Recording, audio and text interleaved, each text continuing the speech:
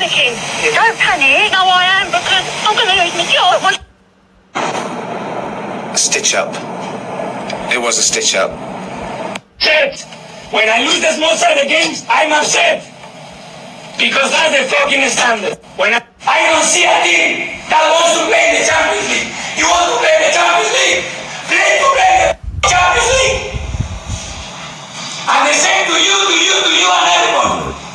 And everybody that comes on the bench to contribute, to help. We work so hard, so hard to be here, and we give it away. The good thing we have 45 minutes.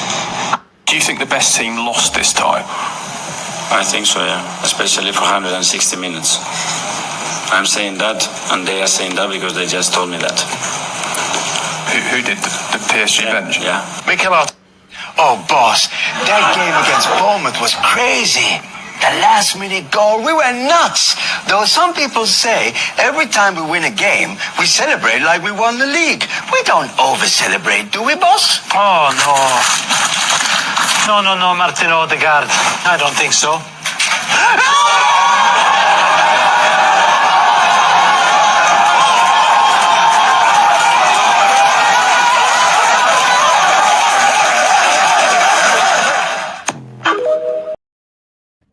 Welcome back. We are back. Did you make that? Pardon? Did you make that video? No, I didn't make that. Brilliant. It's absolutely brilliant.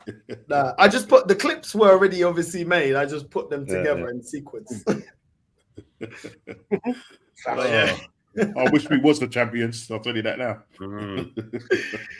Don't hold your breath, mate. Don't hold your breath. Listen, back with the excellent panel. All for nothing Arsenal. Big up to everyone that's locked in. You already know what time it is. And we're going to catch up. Let's introduce the panel. Then we're going to just have a great conversation about Arsenal. It's been a while since I've spoken to the whole panel. Let's start with Jess. Jess, how's holiday? I'm good, mate. I'll be honest, I'm looking forward to going home now. I've had enough of France. Fair. It's been great. It has been great. But there comes a point in time where I'm yeah, it's maybe a silly comment, but I'm getting a bit homesick. You know, I just want to go home now. And so I think once the girls go home and the grandkids next week, I think we're going to head home. To be honest, I think time is time. And yeah, but apart from that, mate, all good. All good. Good. Nah, man. Listen, at least you got the option to stay out there that long. Trust me. Me in Madrid, I would have loved to do 2 months. Trust me. But I don't know. I would have left. Yeah, I would have been in the streets because that was just too wild. I can't lie. I would have been bankrupt. But big up to Jez every single time. Enjoying life. You know what I mean? Enjoying life. That's what it's about. Enjoying life.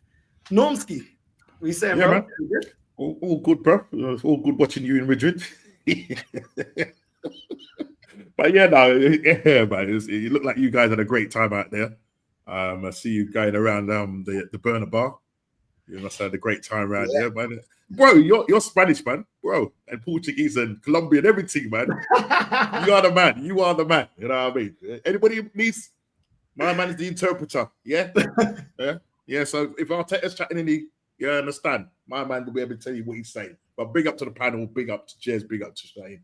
Big up to the world-class chat, man. It's all been good. It's all been good. Just watching the transfer window. We've got our man. You know, some people refuse to do it. I'm going to do it. I won't do it. I don't care. Too old. Big up Norski, man. No, good. Big up, man. Big up every single time, man. Come on, man. Big up every single time. I appreciate your time, man. No problem. And Shane, what are you telling me? Long time as well. I ain't spoken to you, man. How you been, bro? Yeah, all good, man. All good. Can't complain. All this talk of holidays is just reminding me that I missed mine this year. I was meant to go to Germany a few weeks ago. My mother-in-law went and broke out her fucking ankle, so we couldn't go. My missus had to go up to Spain to her. I meant to go over to a wedding, and now I'm going into your man tomorrow, whose wedding it was. He's back. So I have to drop him in like a couple of £100 for a wedding present, and I still didn't even get to fucking go. You know what I mean? So it's a double whammy. Lost out on the hotel, lost out on everything. But mother-in-laws, what are you going to do? What are you going to do? But now, look, you know, she's over now. She's back over in Ireland, and she's in hospital over here, so she's being looked after. And my missus is still having to drive in and out her and stuff like that. She was going to go to bed early tonight, but I told her I was on at Northside, so she said she'd stay up and watch that stream. And I think my missus has a thing for you, mate. I think my missus has a thing for you. But no, not I think. She just told me straight out she does. But what are you going to do? What are you going to do? She's moved on from Aaron. She fancies every streamer but me, man. I'm telling you. But yeah, no, can't complain. Looking forward to this, man. I love this panel. So yeah, really looking forward. Come on, man. Listen, big up to all three of you. You guys, I need you guys to promise me, because I said to the guys, wait until the end of the stream. That's a long time. Like the end of the season is a long time to go on a holiday. Yeah, we have to figure out an international break where us four plus Rashid, Lee, and a few other real ones, we need to do hangover 3, bro. Hangover 4, hangover 5. We got to go out. Even if it's just a long weekend, we have to. Yeah, man, I'll be well up for that. You know, my wife is a priest, innit? You understand that? I know I don't drink, so I'll be there carrying yours all home, man. I'll be carrying yours all home. I don't know if I can pace anymore. You know what I mean? She's gonna strike me off like that. Oi, that's it. Nah, Jez, you can't say that because we were drinking all day and all night, so you can at least be for the night shift. You know what I'm saying? Yeah. I think it'd be me and Nortsky would be the late shift, mate. Yeah. Me and Jez. Yeah. Me and Nortsky coming in as the subs. You know what I mean? I'll be the designated driver.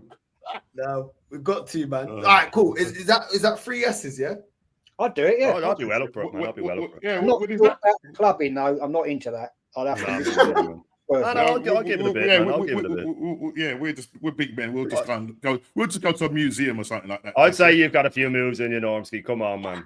I'd say you've got a few moves in you. I think me and Nortsky would probably kick that one into touch. We just go down the bar and sit there and see you boys later. but that's what we was doing during the day, Jez. There you go. That's all right. I can do that all day. I'll just sit there, chill. You know what I mean? Give me a nice bottle of wine, right, or 4, and I'll be fine. You know what I'm saying? Me and Nortsky, we sit there having a bit of tapas and all that, and chilling out, and then we'll be cool. You know, we'll be eyeing up all the crumpet and going, and everything, or it would be what was Lee's term? Market opportunity. It's all that, wasn't it? Market opportunity. Yeah, I can live with that one. You know what I mean? Nah, I hear that, man. All right, cool. So Jez just needs bottles of wine during the day. Yeah, Shane, what do you need? I don't drink anymore. I had to knock it on the head like 6 years ago or so. But I still can have a good time, man. I still can have a good time. He's still coming. Designated driver. I'll be the designated driver. All right, cool. So we just need some good food for Shane. That'll cool. Do, man. Good food. Yeah. Good food for me. What's your requirement? Good food for me as well. Is that because the wife's watching? Is that good food for me, bro? Good food. Well, bro. All right, cool. That's all possible. Because we're thinking about Seville. We're thinking about Sevilla. You know what I mean? So I've been there. Lovely place. I've never been there. Yeah. Nice, yeah? Oh, stunning place to go. Stunning. Went there for about 4 days, man. What a lovely place to go. I mean, if I look, this is going to sound stupid, right? Coming from the elder statesman, as I am, I'm not into architecture, but it is stunning, right? I know nothing about architecture. I'm not that way inclined, but it is a beautiful, beautiful, beautiful. Some of the squares they've got, you can just sit there, and you've got lovely bars, and you've got restaurants and everything. It's wonderful, and very nice people actually. When I went, now I'm going back 10 years, but me and the missus had a great time there. Fantastic time. Right. I'm going to hold on to this. The last time I went to Spain, gosh, whoa, must have been. Jesus. Oh, it must have been like early 90s. We went to I'm trying to remember the place we went to. We went to Madrid.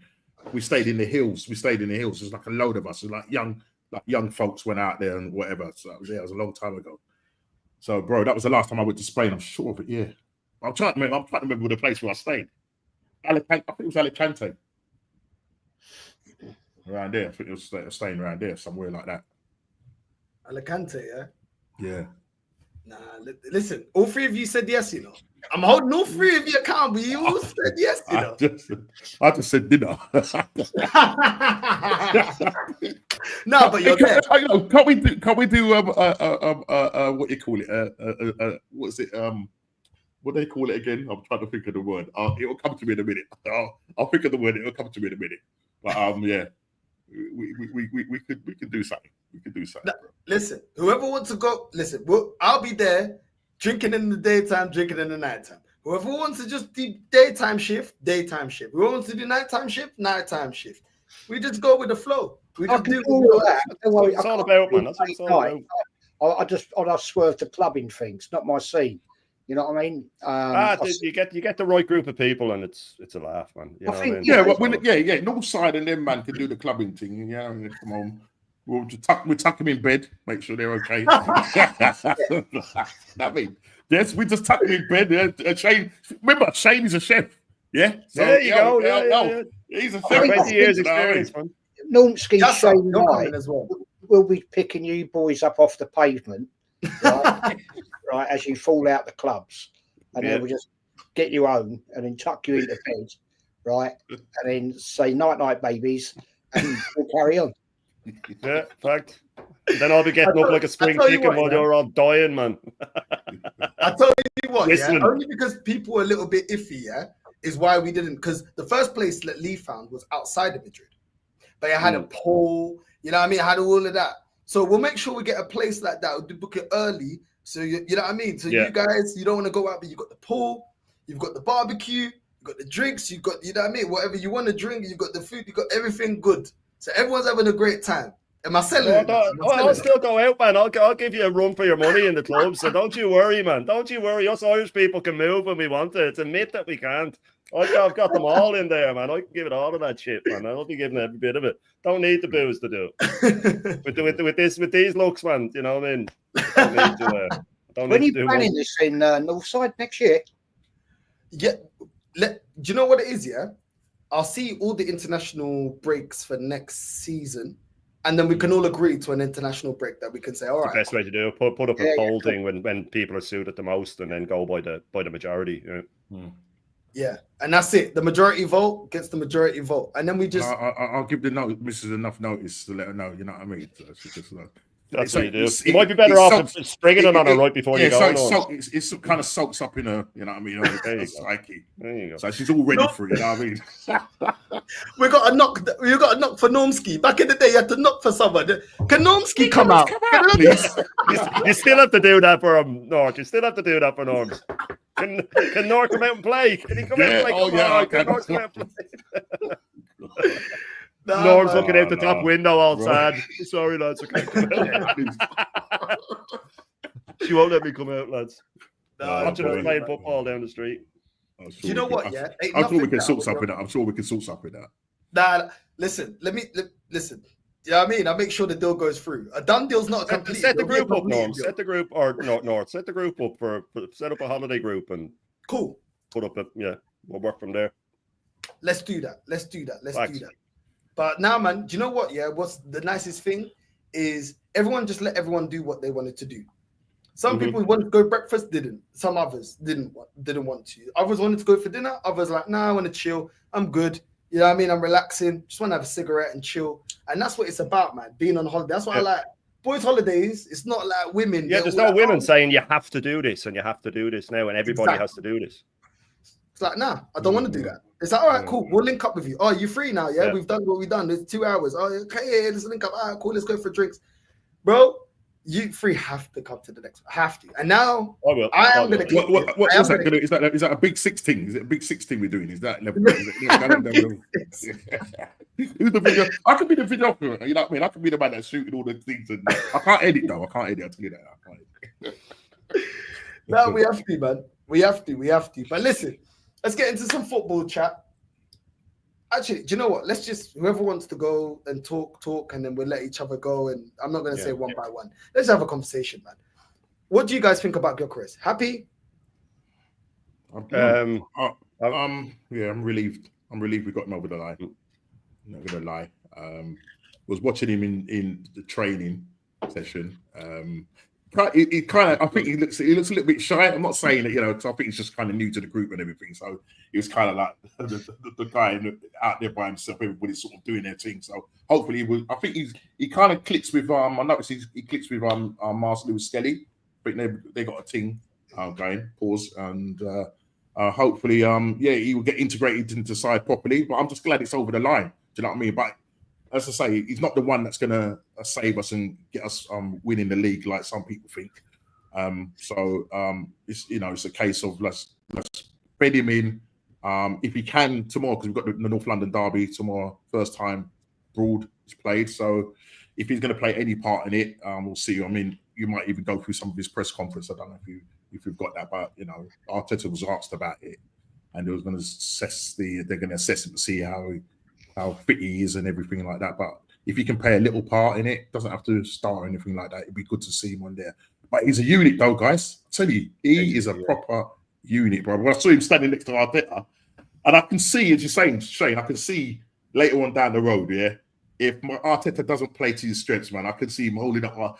I can see a Tony Adams, gripping him up and getting him against the walls. Play to my strengths. You know what I mean? I like the fact that he said, when they introduce them, they open up the box and there's a letter in it, and obviously that letter came from Odegaard, and he made a point of it by saying the second time after he put the letter away, he said, "I want some assists." So he thrives on assists. Odegaard, please do it, bro. No scoop shots. One time, play that ball, play it through the lines, get this guy scoring goals. You know what I mean? So I'm just glad it's over, but we still need to do more. And when I say do more, I'm talking about a left back. I still think we need a left back, and I still think we need a left-sided left winger. And obviously, whether we get Eze or not, I don't know, because we need to sell players. So still got a way to go. It looks like Arteta is saying that we're still going to be doing more in the market, but we'll have to just watch this space. You know what I mean? You see, my thing on this, Norms, that what bothers me about we need more. We all know we need more, but I'm just flabbergasted that we have 6 new signings and need more. How has it gotten to this point? How has it gotten to this point? And nobody's questioning him on it. And the thing is, with him saying we need more, that makes part of me think that he might have been told we're not getting more. So he is doing the thing like he did in January where he says, I need a striker. So the top gooners are ready to defend him. So if things go wrong, they'll say, well, didn't he say he needed more? But for me, Gyökeres is the one we wanted. But there's always the background of, but Arteta's his manager. You know what I mean? So I was saying that on Dan's in the chat today, there's no universe that exists where, number one, Arteta changes his tactics to suit this guy. That's not going to happen, right? And there's no way that he drops Odegaard, even if we get Eze. So all this talk of, we've got our striker now, all we need is Eze. People don't seem to realise that, number one, we won't change our tactics to suit him. And number two, Eze will play out the left if we get him, right? So this idea, the signings I want, like Gyökeres and Eze, I don't want Eze for the left wing, but I'd still prefer him than what we have. And I'd also want him, so if Arteta does get sacked, that a new manager comes in, he goes, right, well, I have Eze and Gyökeres, you two are going to combine. Now you're going to play behind him and you're going to set him up. But there was even a vote done on Dan's about who thinks Havertz will start the first game. And when I last saw it, it was pretty split. But that's how people know this manager, that Havertz will start up front again. I think he will. I think he'll start up front. He won't be able to hold Gyökeres off for good. But there was other footage from the training. There was other footage from the training session, right? And they were just crossing the ball to him. They're crossing the ball to him because we all know that the one thing Gyökeres can't do is head the ball. And we all know that Arteta will try to make him score headers so he can go, look what I did. I improved this game. I made him a better player. But the thing with Gyökeres is he always plays with 2 number 10s for Sporting. And then 2 midfielders behind that, and all 4 can play the ball through. He needs he doesn't get it. He doesn't get service from the wing. That's not how he works. He needs a true ball, and he needs to turn the defender.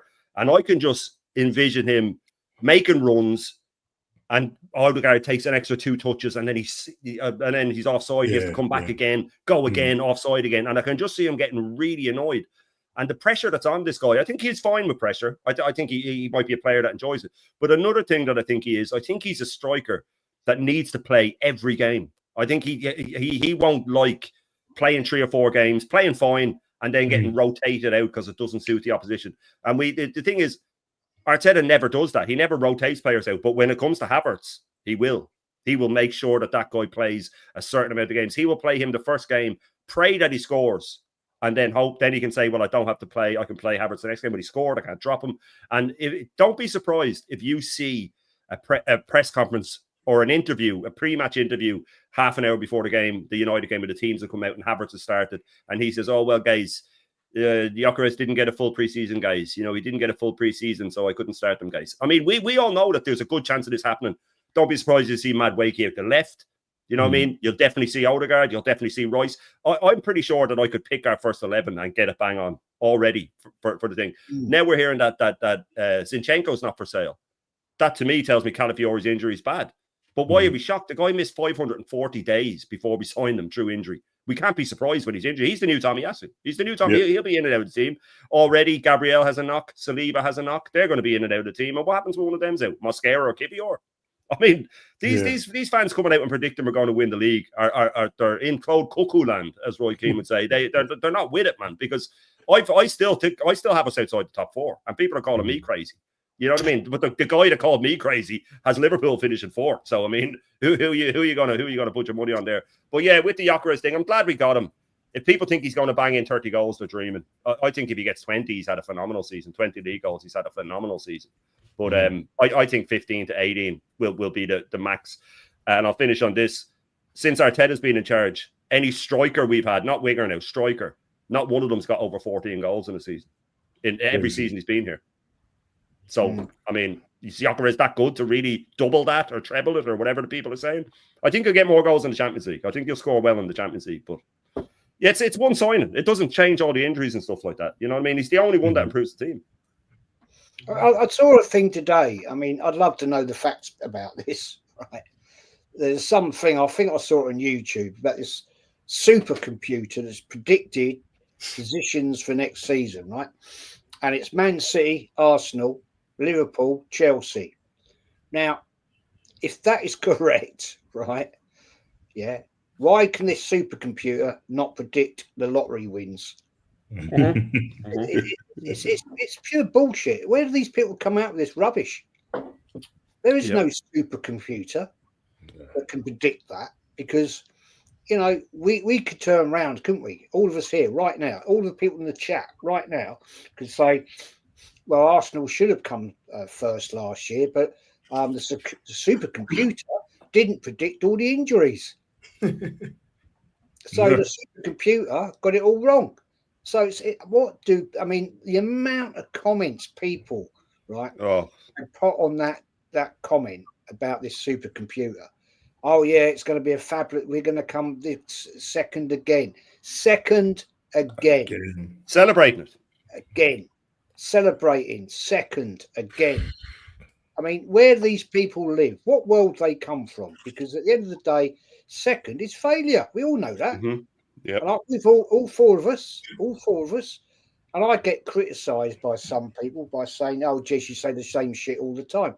Well, the reason I probably do is because I know that most of what you lot out there, not you lot here or in the chat, most of the other lot are talking bollocks. Yeah. Right. Oh well, we failed because of this. We failed because of that. How about actually have a real look at who's leading the club? He's the failure, absolute abject failure, that we can't get it over the line because the man is a clown. Because at the end of the day, right, this year he's got to prove himself now. Otherwise, it's too late. He's got to go out the door. He was last year said he didn't want a big squad. This season, he says we need a bigger squad because of all the injuries. Well, who made all them injuries? Because you had a small squad, and you overplayed players, so they got injured. So who's the idiot then? Who is the idiot here? Now, it can't be everybody's. It can't. Come on, it can't go every way for this manager, because at the end of the day, if he said he wanted a small club and everybody got loads of people, got 7 players got bad injuries, and we failed at the again, and now he wants a bigger squad because of the injuries. Well, great. Then actually, how about rotate the team and change your tactics? Yep. How about changing to a 4-4-2? You won't do that because we know you won't do that. you're an absolute abject bloody nonce failure. But the thing is, tomorrow it's tomorrow, isn't it? We got Spurs, haven't we? Yeah. Friendly Spurs game. Those Spurs games are friendly in my eyes.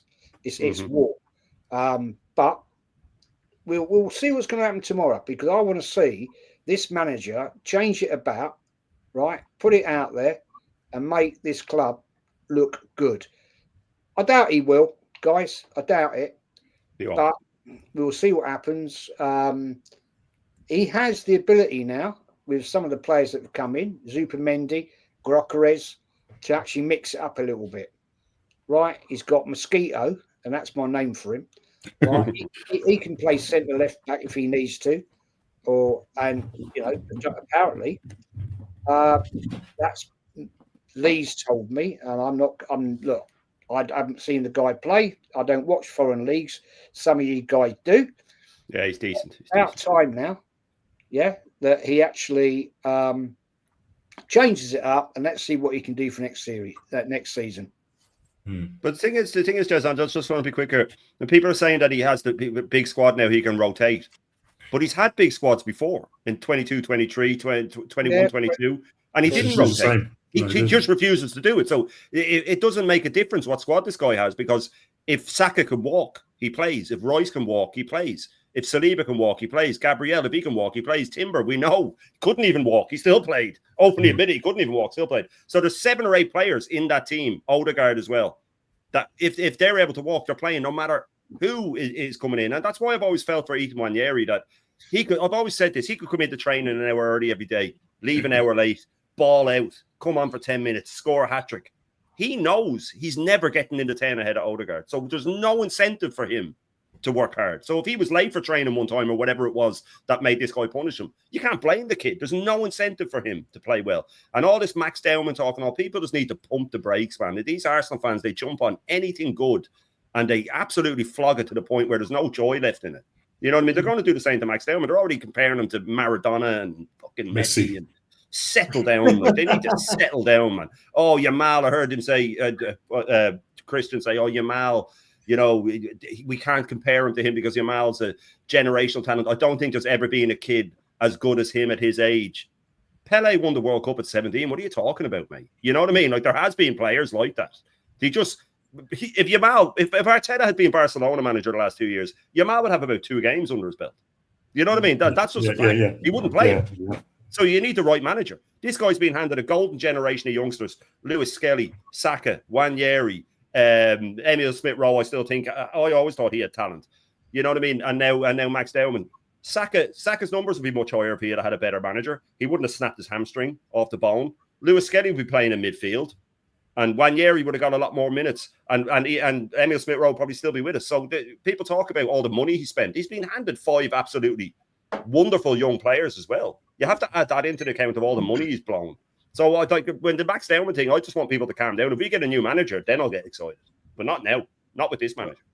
Well, we saw it with Ethan, didn't it? Before I let Nomsky go, we saw it with Ethan. I mean, Ethan was performing in the cup games, and we was like, whoa, what a player. What happens? Nah, we're playing, Odegaard's injured now, we're playing a DM. Nah, we'll rather play Trossard in the 10. Now, we'll rather play other players in the 10. So this guy has a way of, when a great young player is in the way of one of his favorites, he'll dim their light. And then they'll tell us, yeah, but guys, they're young.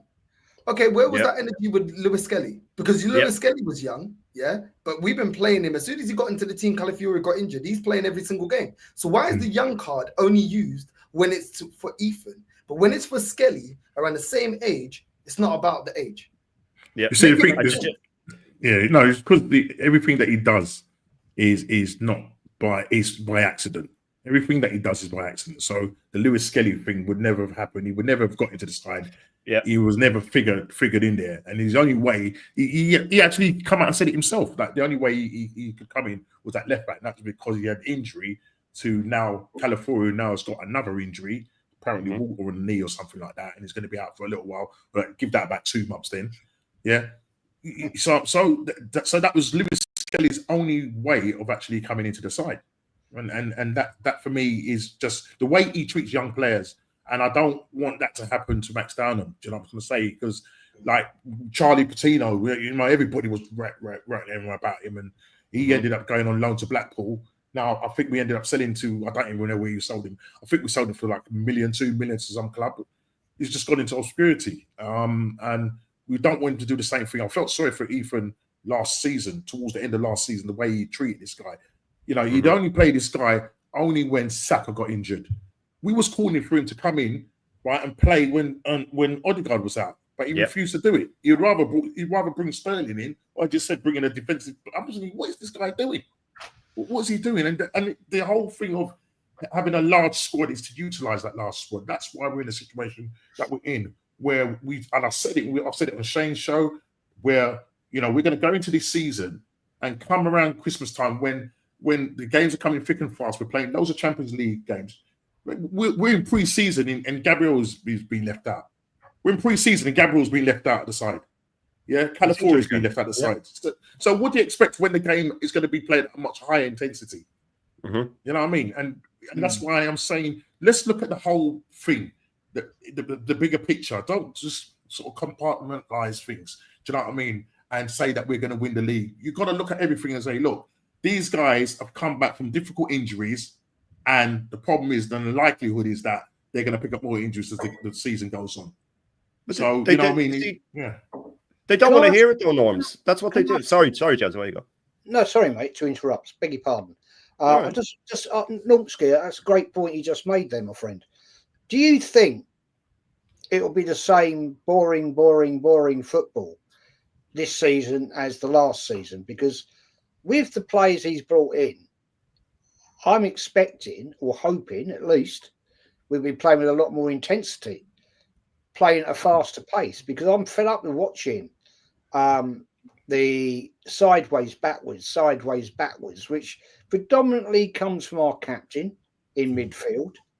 Personally, for me, he's not a good enough captain, but hey, we'll see what happens here.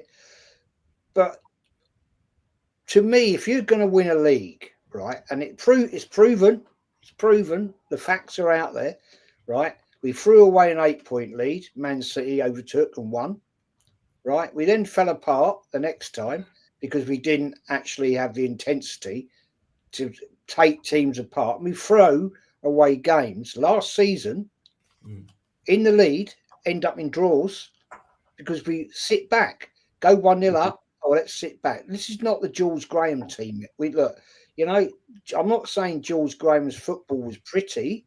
It wasn't great to watch, I'll admit that. But they won stuff because what they did, they had a proper defence. We ain't got that sort of defence now.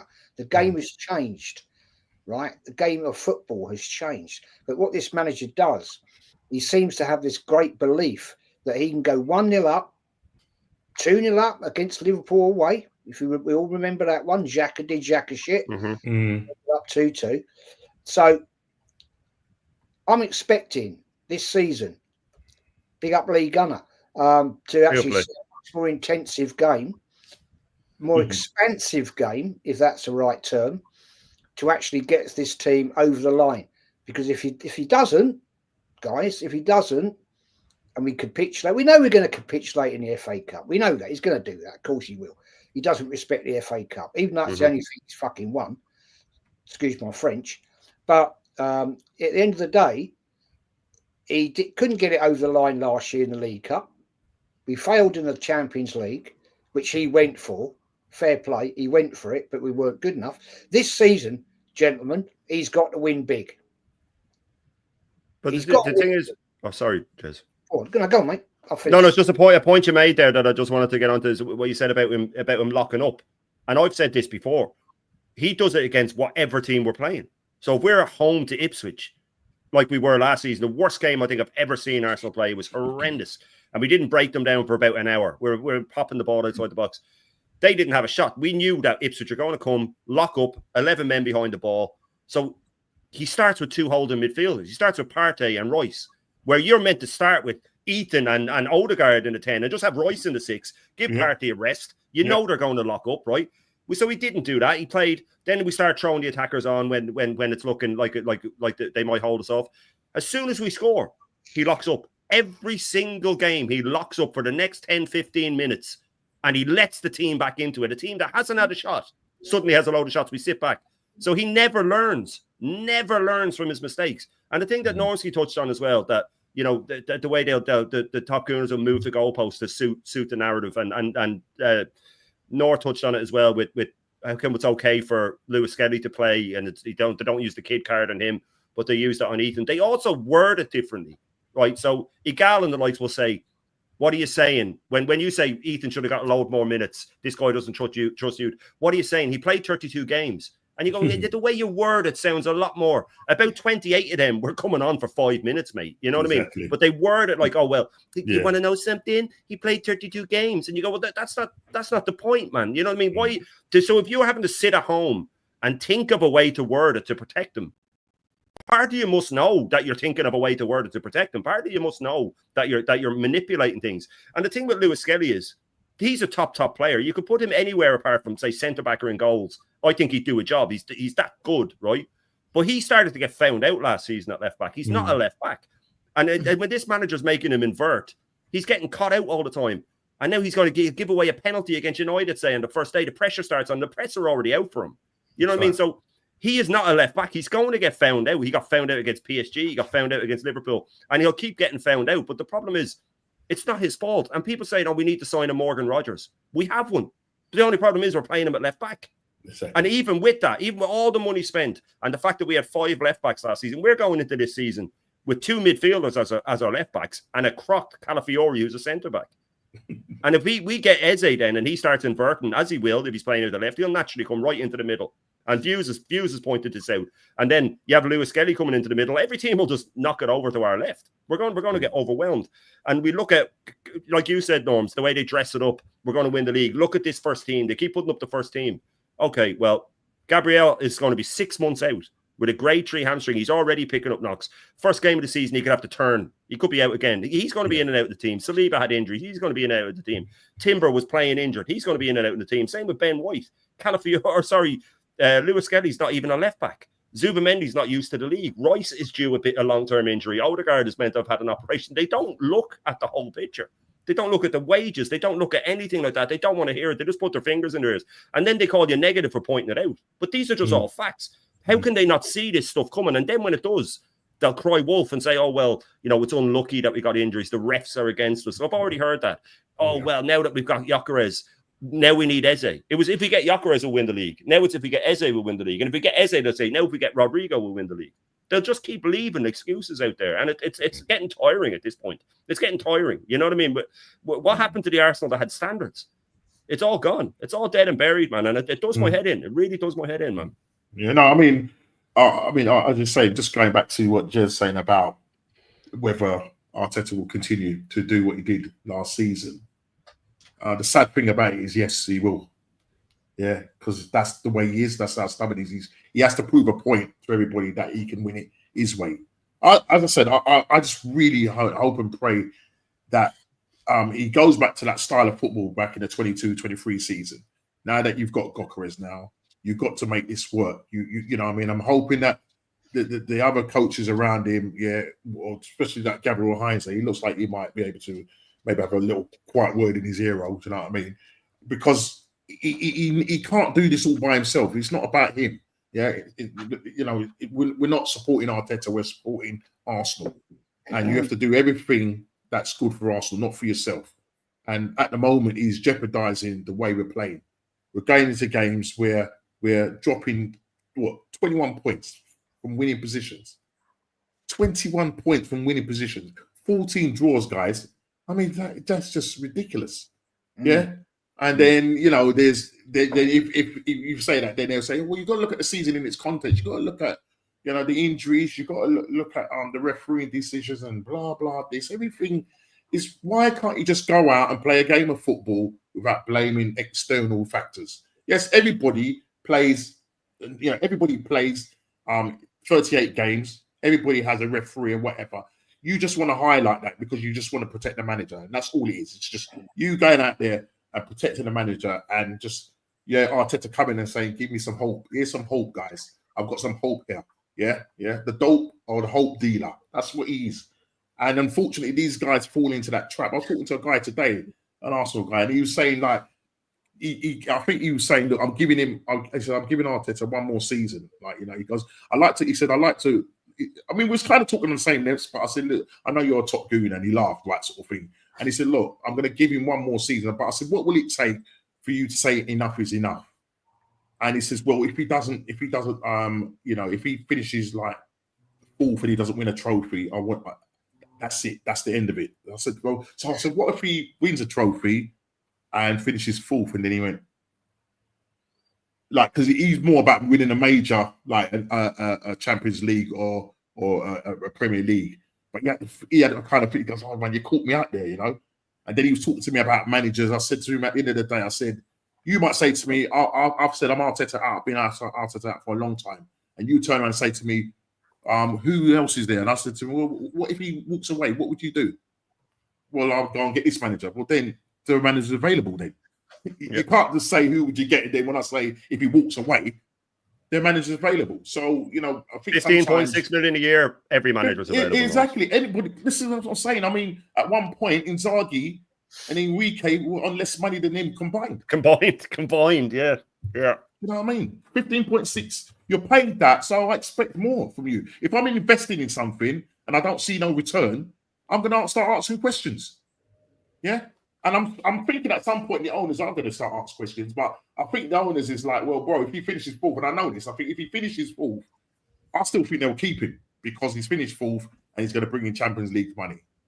You know what I mean? It's going to take something really big for him to either walk away from the club or for the owners to say, right, bro.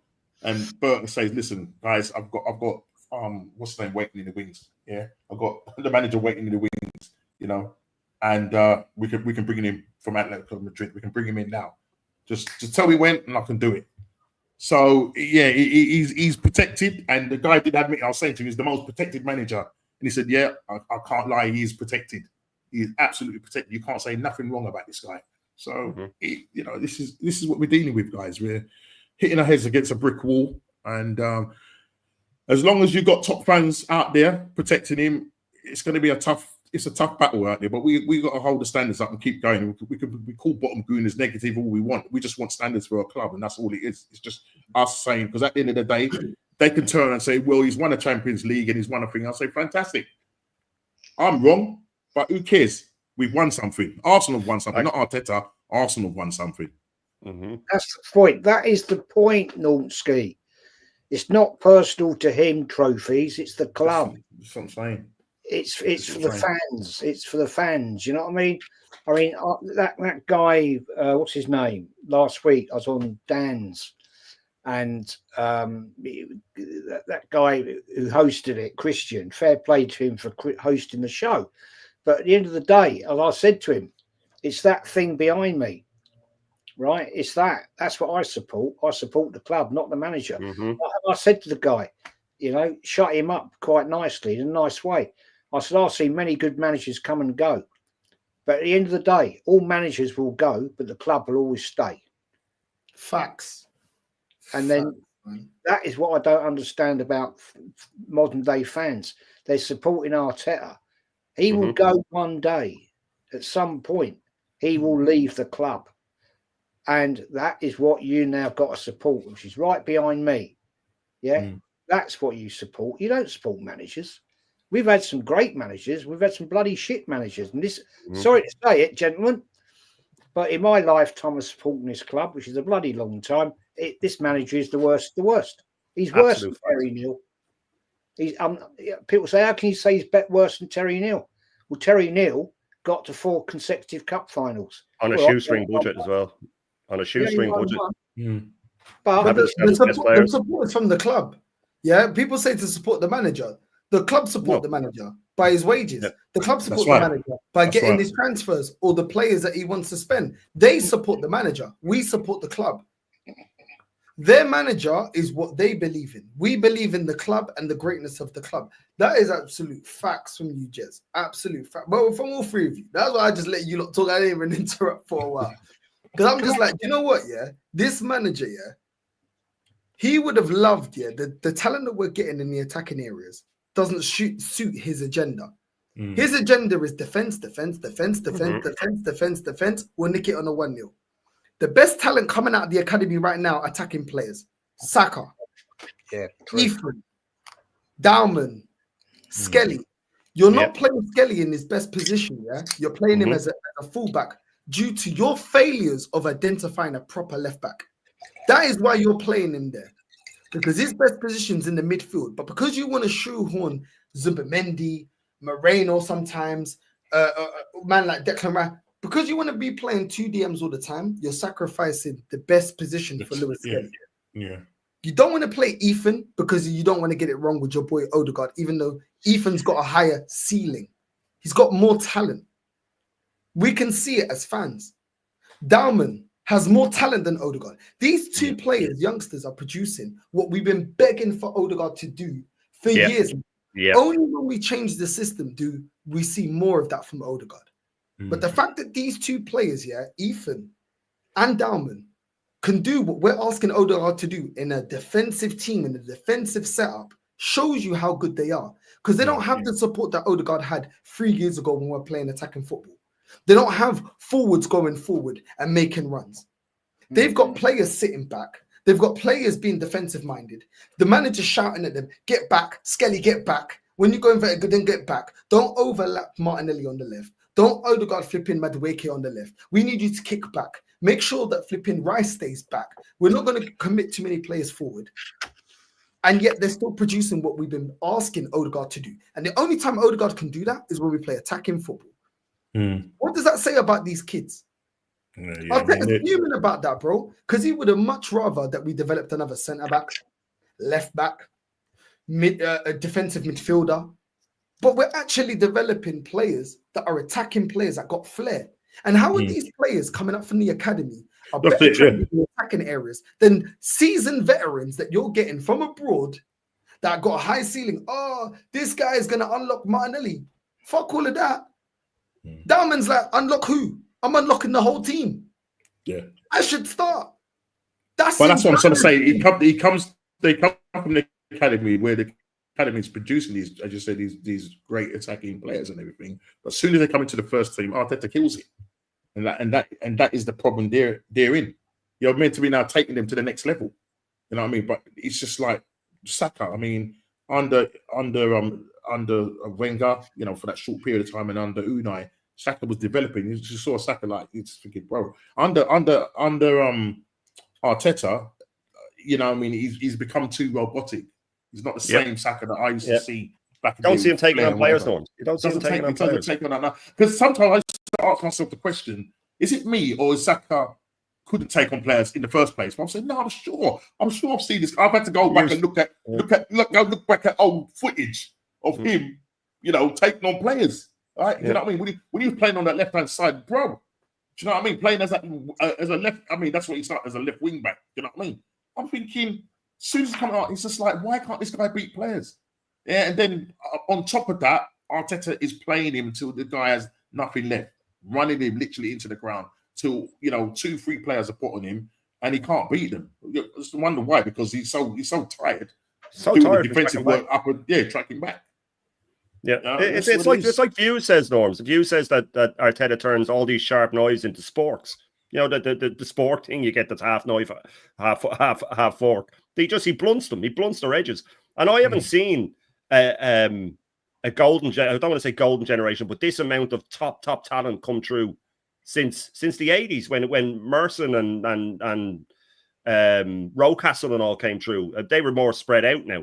But we haven't had it like this before. We've had little spatterings of it with a Jack Wilshere and that along the way, but not like this. And he will not get the best out of any of them. I mean, that's just a guarantee that he won't get the best out of them. Like we said, I think that if say we had a Hansi Flick or a Wenger or someone like that, or Eddie Howe even for the last 5 years, Saka's numbers would be through the roof. They would be through the roof because he wouldn't. If we had an Arnie Slot, they'd be through the roof. He wouldn't be tracking back all the time. And I've said it before about Martinelli. There's so many times you see that guy clean through. Well, the rare times he gets clean through or he gets to the byline, and his final pass or his final shot or whatever, it's just exhausted. He's just swinging a leg at it. He's just swinging a leg at it. You know what I mean? And you'll get Arteta now with all these injuries saying, "Oh, it's all in their head, guys." That's what he said about Saka. Look at the scars in the leg. That's not in their head, mate. This is just from being flogged. And Arteta used to sit there He used to sit there and smug saying about how many games Saka's played in a row. He was smug about it. And I used to sit there going, you should be mortified that he's played that many games in a row. He's going to drop. And then he dropped, and we all knew he'd drop. But the thing is, you know, with this manager, I do add in, I always go on about the youngsters that have come through, and Nort made a great point. Like, they're all attacking players. He's gutted about that. So he's just trying to make them defensive. He'll play Lewis Skelly at left back. You know what I mean? He's going to play, he won't play Ethan in the 10 because he can't track back as well. He wants him at the wing where he can track back all the time. You know what I mean? And he won't stay regimented, and he won't. You got to let these guys play. You have to let them play. And I know a lot of managers are in the same boat. It's all about systems. Amarin's the same. He kills teams with systems, and Mourinho kills teams with systems, and Arteta does, and even Pep to an extent. But you know, you have to let these guys go out and express themselves. And you know, that's all I want from this manager, is to sometimes say to an Ethan, or even to an Odegaard and a Saka, just go out and do what you do best, son. Go out and do what you do best. Go out there and have some, go play a bit of football, and not get back, do this, do that, do this. And it's all little micromanagement and stuff like that. But listen, this season is going to be a unmitigated disaster for me. I don't care who we've signed. I think a lot of the players aren't playing for him anymore. I think Saliba wants to leave. I think the injuries are going to pile up. And if we even draw against United on the first day of the season, it really goes south. Because then even if we beat Leeds and Liverpool win their first 2 games, and we're going to Anfield, and if we lose to them, they're 5 points clear after 3 games. And I think we will. I think we will draw with United. I can see that happening. I can see Cunha slapping one in and us getting a stinky 1-1 draw. Then Leeds at home suddenly looks like a nightmare. And if we're out of the league come 6-7 games, we've seen what this guy can do under pressure. He cracks every single time. Every single time. And as Kenny Ken put it, every league game next season from the first one is a cup final. And we've seen this guy. He doesn't get the cup finals, but he gets the semi-finals. We've got 1 goal in the last 7 semi-final matches. When it comes to pressure, he's going to start saying stupid things in press conferences, even stupider things. His pressure's going to start getting to him. He'll finally start getting asked tough questions, and very, very quickly, this will unravel for him. This will unravel very, very quickly for this manager. He won't walk. He'll never walk, because he'll never get paid even a third of what he's getting paid again. But he might get pushed. Fair point. But I think it's funny that the love and support for this guy. I mean, Nelson in the chat there, my nemesis. Don't even engage with him. The chap's a no, he's a funny clown. He likes he likes to try and wind me up. He tries to wind me up now and call me lad. I had a right to go at him about it, but he can call me lad. He can call me whatever he likes. But at the end of the day, he talks bollocks because he comes in it to talk bollocks, because he's made the statement, and I said Arteta's the worst manager I've ever seen. He said no, he's not. So I said, who is then? And he's Unai. Really? Finished Unai 5th, got to Emery. a European final. Unai Emery got to European. Yeah, there you go. Euro final. Oh, he was going to get us relegated now. That's the new narrative, Jez. If he hadn't got sacked, we were going to get relegated. That's what all the top owners are saying now. I mean, I don't mind having a debate with people, right? I don't mind. I enjoy it. If they've got half a brain, then it's interesting to talk about. But I know that a lot of these people that make these statements haven't watched Arsenal for very long. They've probably watched Arsenal since the Invincibles. And that's all they know. And okay, that's fine, because they're young people, and I respect that. I get that. But don't come in and talk bollocks when you don't know what you're talking about. Because I know Nelson doesn't know what he's talking about, because he's an Arteta sexual, probably has a good, sticky night every night thinking about Arteta, right? And you want to come and debate me about Arsenal? Seriously? I mean, I know the worst manager I've ever seen in my lifetime, right? And it's Arteta. The second to that, right? People have said to me, in debate, what about this manager? People like Stuart Houston. What do you want? He wasn't really a manager. He was a caretaker manager. Yeah. Don Howe. He was a caretaker manager, right? At the end of the day, second to Arteta, it has to be Terry Neal. But Terry Neal did get to 4 cup finals, and he won 1. Not a great record, but he did win a cup final, an FA Cup. This manager has achieved absolutely nothing. Nothing. All he's done, And right? Oh, sorry, let me just. no. I was just going to add to your point. Sorry. All he's done is win an FA Cup with a team that won him. Well, it wasn't his. He totally destroyed and got rid of all them players, bar one, Martinelli, right? Yeah. And now people think that he's the greatest thing since sliced bread. And what has he done since winning that FA Cup? Nothing. Oh, but he's come second. Second means nothing, mate. Nothing at all. You ain't nobody. I'll tell you what, right now, right, in 10 years' time, nobody's going to remember who comes second 3 times on the bounce in the Premier League. Nope. Sorry, mate, go on. Go on. No, I'll shut up now. No, North wanted to come in, I think. No, I was just going to say, yeah, and Jez, you've seen like all these players. I ain't seen all of these players in their prime, yeah? So the reason why all of us get annoyed when we're feeling like Dalman is not going to get the opportunity that he needs. We're not going to see Ethan get the opportunity that he needs. Some of our best players that we've ever had at this football club have been players that have come from the youth academy or been young players. Ray Parler has been one of those players. Liam Brady has been one of those players. David O'Leary has been one of those players. Paul Merson, Rocastle, Saka, Tony Adams, Martin Keown, Adams. Fabregas. Exactly. You've missed one. You've missed one. I'm saying Ashley Cole. You've missed one. Robin van Persie, according to Ego. We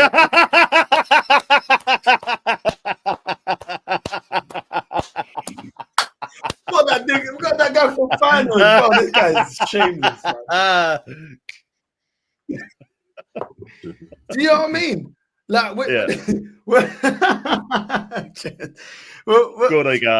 you look at it, Arsenal, the academy and the chances that we gave to young players. Cesc Fabregas, we got him from La Masia. We also tried to go in for PK. He went to United. We saw the player that he became. So we have had a lot of big boy players, yeah, at this club that came from a youth academy, or we got them very young and gave them the platform to kick on.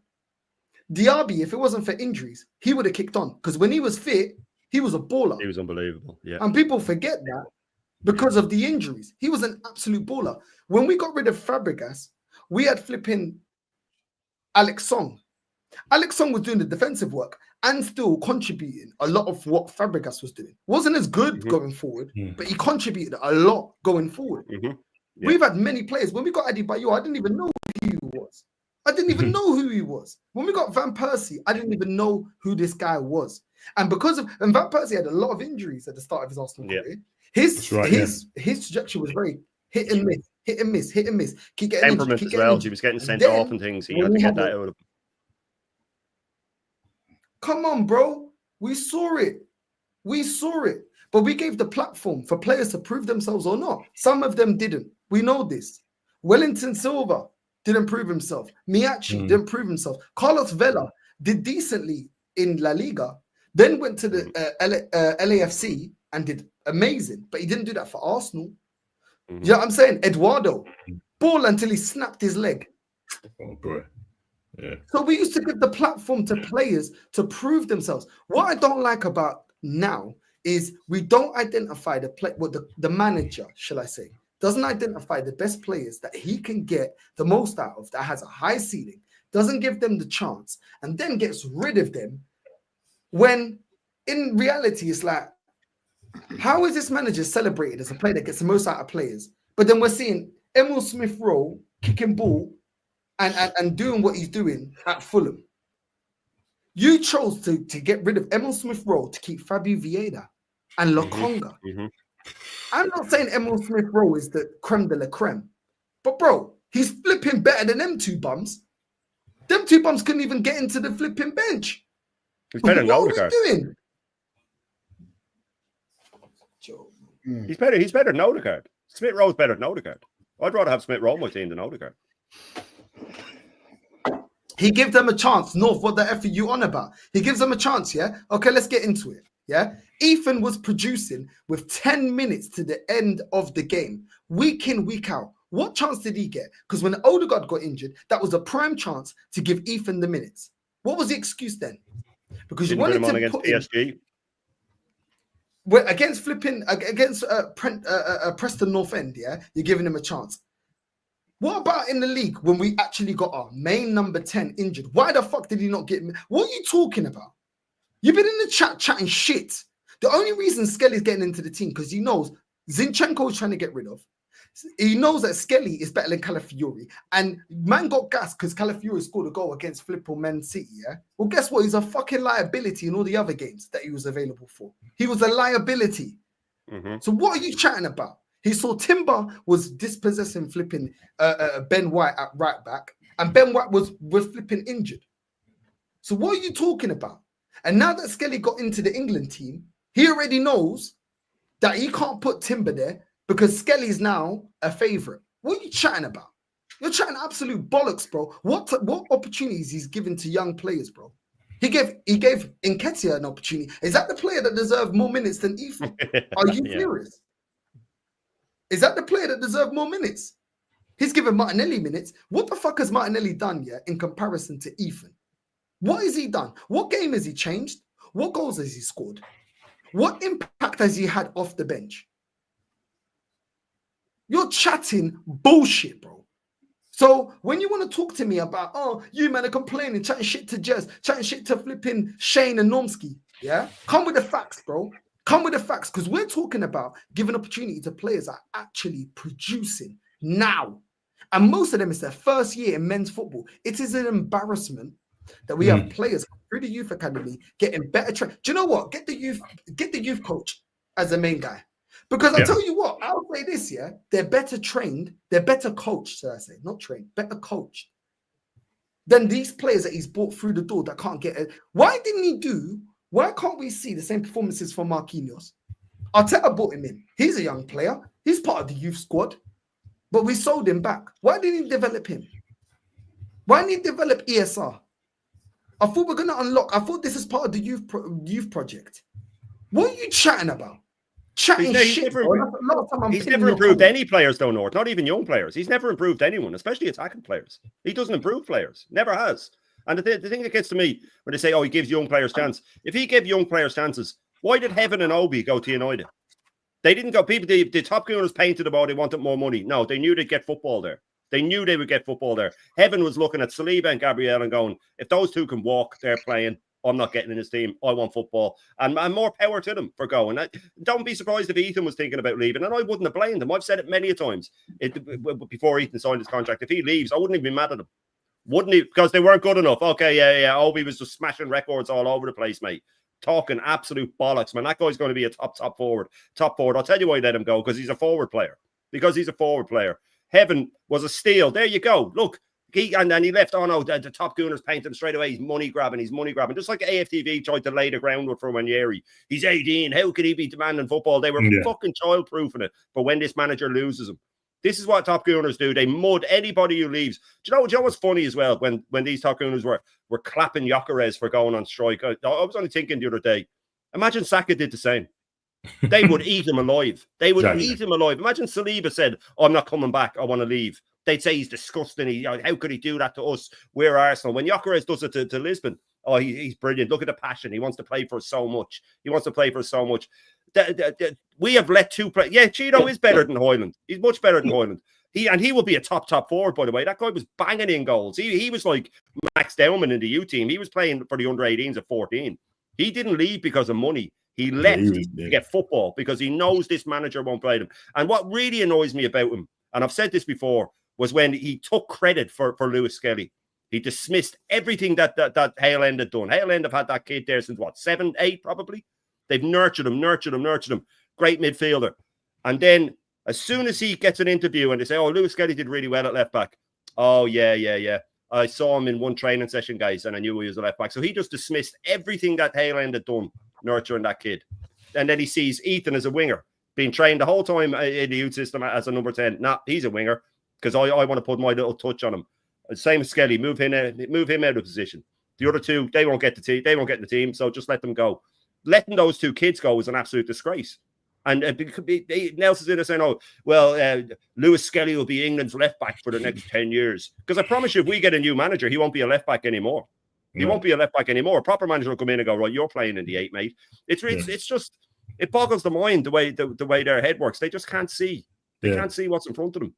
I mean, you're right, Shane. You spit some facts there. Actually, I just don't get why we haven't got a proper left back. We're going to let Tierney go, but it's because Arteta wants to do this inverted thing. He's just copying Pep. Leave Pep to do what Pep does well. You can't do it. He was a coal man. Yeah, that's your level. Yeah, he was a coal man. You come in and you're trying all these things and it ain't working. Right, go and get a proper left back. Right. And stop going and getting stocking fillers or versatile players. Because I say, if you're saying, right, for instance, Mosquito, he can play in 3 positions across that back. Well, if he gets injured, that means all those 3 positions are affected. But they know, versatile. Yeah. How about getting 2 world-class players in every position then? How about that? Yeah. How about that? We don't have one world-class player, not one. We haven't. Because none of them have won anything. Right? So, Saka has the potential to become world-class, but at the moment, he's not world-class. So people go, who do you want left back? That. We've said it 100 times, Nelson. Kieran Tierney should be our left back. I mean, there's stuff that comes out of them, man. Wow. Comes out of them. Wow. You know what I mean? Really? Who do you want left back? Who do you want left back? We let him go for nothing, mate. We let him go for nothing. How about Jarrell Ato? How about him? Oh no, Chelsea got him. Tierney is finished. Tierney is finished, guys. What age is he? 27? Tierney is finished. That's what they do. As soon as they're gone, they're finished. Thomas Partey's legs went. The second he said he wasn't signing, or we found out he wasn't signing the contract, his legs went. I saw a gal on can't remember who he was on with. Oh, he was deluded, I think. And this was just before all the stuff came out about Partey, but we knew he was leaving. He said, "Oh, guys, we forget how bad Partey was at the end of the season, the mistakes he made." So I went back to a month before when we were getting ready to play PSG, and he did his combined 11, right? And PSG have the best midfield in the world. He put Partey in the midfield, right, the combined 11. So in a month's time, his legs have gone. Like he's a fucking peach in a fruit bowl. He's gone off overnight. Jorginho's legs went as soon as he went as well. Now Tierney's washed at 27. Tierney's washed. So we need to believe in Kivior. That's the mad thing. You know what I'm saying? And we have to get behind Moreno, even though he hasn't been producing as a DM. But listen, we've got the guy himself, Lee Gonzalez, in the building. What he said. Mate, I'm sweating like I can't even say it. Yeah, these cleaners came. Yeah, big up to the man. Big up Jezza. Big up Shane. Big Norms. Come on. Big up the chat. Bro, this house is spotless here, but I have no idea where the fuck they put the controls for the aircon. Yeah, I have no idea, and I am sweating like a top gooner explaining the process. Like, real talk. Unless they're in Madrid, yeah, and then the top gooners are asking me, Jez, chat, lad, Shane, Norms. No, that top gooner asked me for a selfie in the fucking Bernabeu. Yeah. Not the Liverpool fan. He was a Liverpool fan. Bless up to him and his family. His little kids were so cute as well. Bless them, yeah. Yeah, that Tom Gooner was like, I think I recognise you off TikTok. No, you definitely recognise me. His mum run off. Do you remember? Yeah. I was like, one of being the selfie babes. Yeah, she run off. She was like, I want no part of this. He's a mutant. Nah, to be fair, it was actually nice. But no, it's a real talk. My voice is dusty. I know, both you and Northside's voice. Yeah, no, do you know what it is, yeah? I don't smoke shisha, Norms, yeah? Oh, okay. Jez has never probably smoked shisha. He don't even know what shisha is, bless him, yeah? Right? He said no. He said he whacked his mouth. He said, I want no part of this shisha. Is it a kebab or something? Basically, it's flavoured tobacco. It's basically flavoured tobacco. Yeah, but, mate, my throat is killing me. Yeah, I swear down, yeah, it is. Do I sound husky? Is there any birds in the chat? Am I allowed to say that? Apparently, yeah. Apparently, I'm a pervert. Yeah, apparently, that's not how you're supposed to talk about women when you're out and about with your friends in the street. Yeah, outside the Bernabeu. Shut up, man. You can tell which guys can't draw a girl, innit? Yeah. Yeah, you're not allowed to talk to the staff that are female. Yeah, and say, yo, you got Instagram, because no context TV, clip that one up north. Like, she was a buffing as well. She was my age. How am I not say, can I take you for dinner later? You got Instagram. You can tell the idiotas. Jez, how did you get your wifey? You approached her, right? Yeah, well, sort of. Well, she approached you. Jez is a madman. No. We just knew each other as it all started when we went to see the film Jaws, 1975. That's it. But who invited who? Yeah, we were just a group of people. Yeah, but who invited who though? Well, I invited her. Well, there you go. So you approached her and said, "Do you want to come and watch Jaws?" Yeah, I did. Yeah. And about 50 years later, you're still there. Yes. You were on the stream before. I don't know if it's true or you're winding your mum up when your mum said, "Did your dad walk up to her and give her a slap on the ass, say, all right, darling," or were you? Yeah, right, girl. Right, girl. Right, girl. Yeah. And she said, and it's funny, see, you remember, see, this I know she's a real one there. My mum was sat here in, all right, girl. When was it? May. I think it was May or June. No, it was June, I think. Yeah, it was May or June. Yeah, it was June. Yeah. In fact, actually, Tal was out here. It was after, they gone home because it was my birthday, 5th, 6th. Yeah, it was a little bit later. My mum then turns up. She's like, "I booked a flight. I'm coming." I was like, "Yeah, turn up. Yeah, you're my mum." So she left me €150 on the table. I was like, and she got her flight. I was like, "You're taking a fucking piss. You're my mum." I backed the money straight back. Yeah. It's my mum. You don't charge your mum. No. And the chat's going, "Lee Dyche." Don't worry, mate. Yeah, we ain't that deep yet, but Jesus Christ, that fucking shisha. I'm never smoking that shit again. It was nice. Bro, no. Was it the shisha or the ice? What is Both. it? One of them pipe things. One of them, Basically, Jesse, it's a flavored tobacco, but it's on a pipe. Yeah, and there's basically about 50 fucking million cigarettes in one. Oh. But you all take turns in smoking it. You don't inhale it. You just suck it. And just blow it out. Yeah, similar to a cigar, but it's in water. It's like back when you were young and your ma caught you smoking and made you smoke the whole pack, man. It's fucking horrendous. Yeah, you know what I mean? It's really bad. Shane's a real one. Yeah, you got cool smoking. Yeah, cool. Smoke all 20 in a row. Smoke all 20 in a row. My mates out had made him eat them. He made him eat them. Eat them. It's like when you got caught swearing, they'd wash your mouth out with soap. Yeah, with soap. Is it like one of them Turkish things? That's what it is. Yeah, exactly that, Jez. It tastes amazing, Jez. And they've got the collar. Right. And Jez has done it. See, I knew Jez was a real one. Go on, Jez. I've done one of them with a mate of mine, right? Why am I so low? We're sitting there drinking this. I don't know what the fuck it was, but we're drinking this shit. And doing that, and we're having a top on the old thing, like this. Pause. That's mad weird. Pause, because they'll clip that up, Jez. About an hour later, we said, "Come on, we'll fuck off now." We got up and I fell over. Oh yeah, the head gone. Yeah. What the hell? If you don't smoke, it's literally like smoking 20 cigarettes in a row. To smoke Red Marlboro. See, Jez is about Red Marlboro. I should do. Now, Jez, LEME Azul, LEME Azul. So they did LEME Rojo, Rojo, They've stopped doing them. They're now Marlboro Red. They've merged the company together. But LEME Azul is a separate entity. So they've discontinued the LEM Red. It's now basically LEME. See, fucking that woman in that garage, she's in my head, North, you know that. LEME Azul. Right? She's in my, so it's basically Marlboro Red and L&M, Red together. But they discontinued L&M Red because that's what I used to smoke. But they were softer than Marlboro Red. They're like Marlboro Lights. The gold ones. But if you, Jez, Norm's is sitting here, he's baffled. I'm baffled because I don't smoke, so I'm like, did he still do Fortuna over in Spain? No, you know what? I'll tell you what. I still do that shit. Yeah, no, I still do Camel, and that's when Camel was Spanish. Camel was still made from camel shit as well, man. Camel are horrendous. Camel was made from camel shit. Yeah, I smoke Camel. I used to smoke. That's camel shit. You're smoking shit. It's literally camel shit. It's got traces of camel shit in it. Well, I don't know what you feel, man. I enjoyed it. Camel were horrendous. Whenever you have a smoke off someone and they'd whip out a camel. Jez are fucking lovely. Jez, we need to meet up, man. I swear. Although my voice is fucked, if there's any fit birds in the chat, yeah, that like my husky voice, yeah, Sean Dyche, yeah, Lee Dyche, yeah, and you're not a mutant, email me. Yeah. Have you seen the comments here?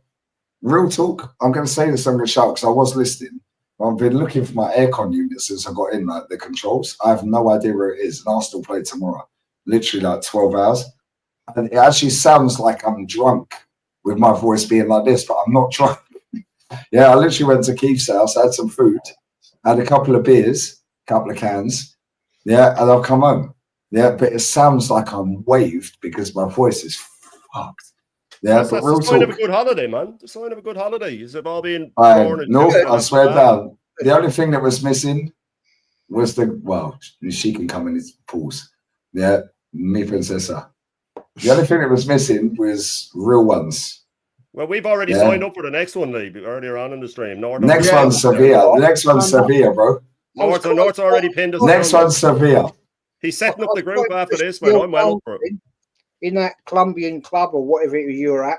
Oh, no, that club, that place is a fucking shithole. That's the only place I've ever felt scared of in Corby. The desks up there. There's you, machine. Oh, no. That was the Afrobeats club. That was the African club. You put steps in there, mate. I was like, look. No, the Colombian. Lee was the only black guy in the Afrobeats. Yeah, he was the only white guy. That was I could dance there. Please tell these people, yeah, not just I don't say these people.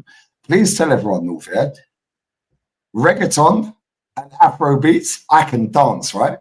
Yeah, because you can dance to bachata, kizomba, you can dance to salsa, yeah, and you can move, yeah. Bro, reggaeton, yeah, and fucking Afrobeats, bro, I can move, right? Yeah. And now I'm this white, skinny guy with blonde hair, rubio y azul, no? Right?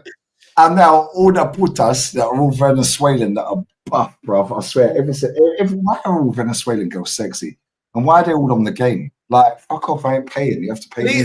Leah tracks here. Lee's look, yeah, that white English. Just they were grabbing me everywhere with it. All the users, yeah, you know, Lee Northside, you know, I'd embarrass the fuck out of you two. Right? I'd have walked up to them two boys on the desk and said, Oi, got any fucking Led Zeppelin, son? Yes. Yeah, then he would have been carted out the club and we'd have a problem. That's problema. Venti Policia Nacional aquí.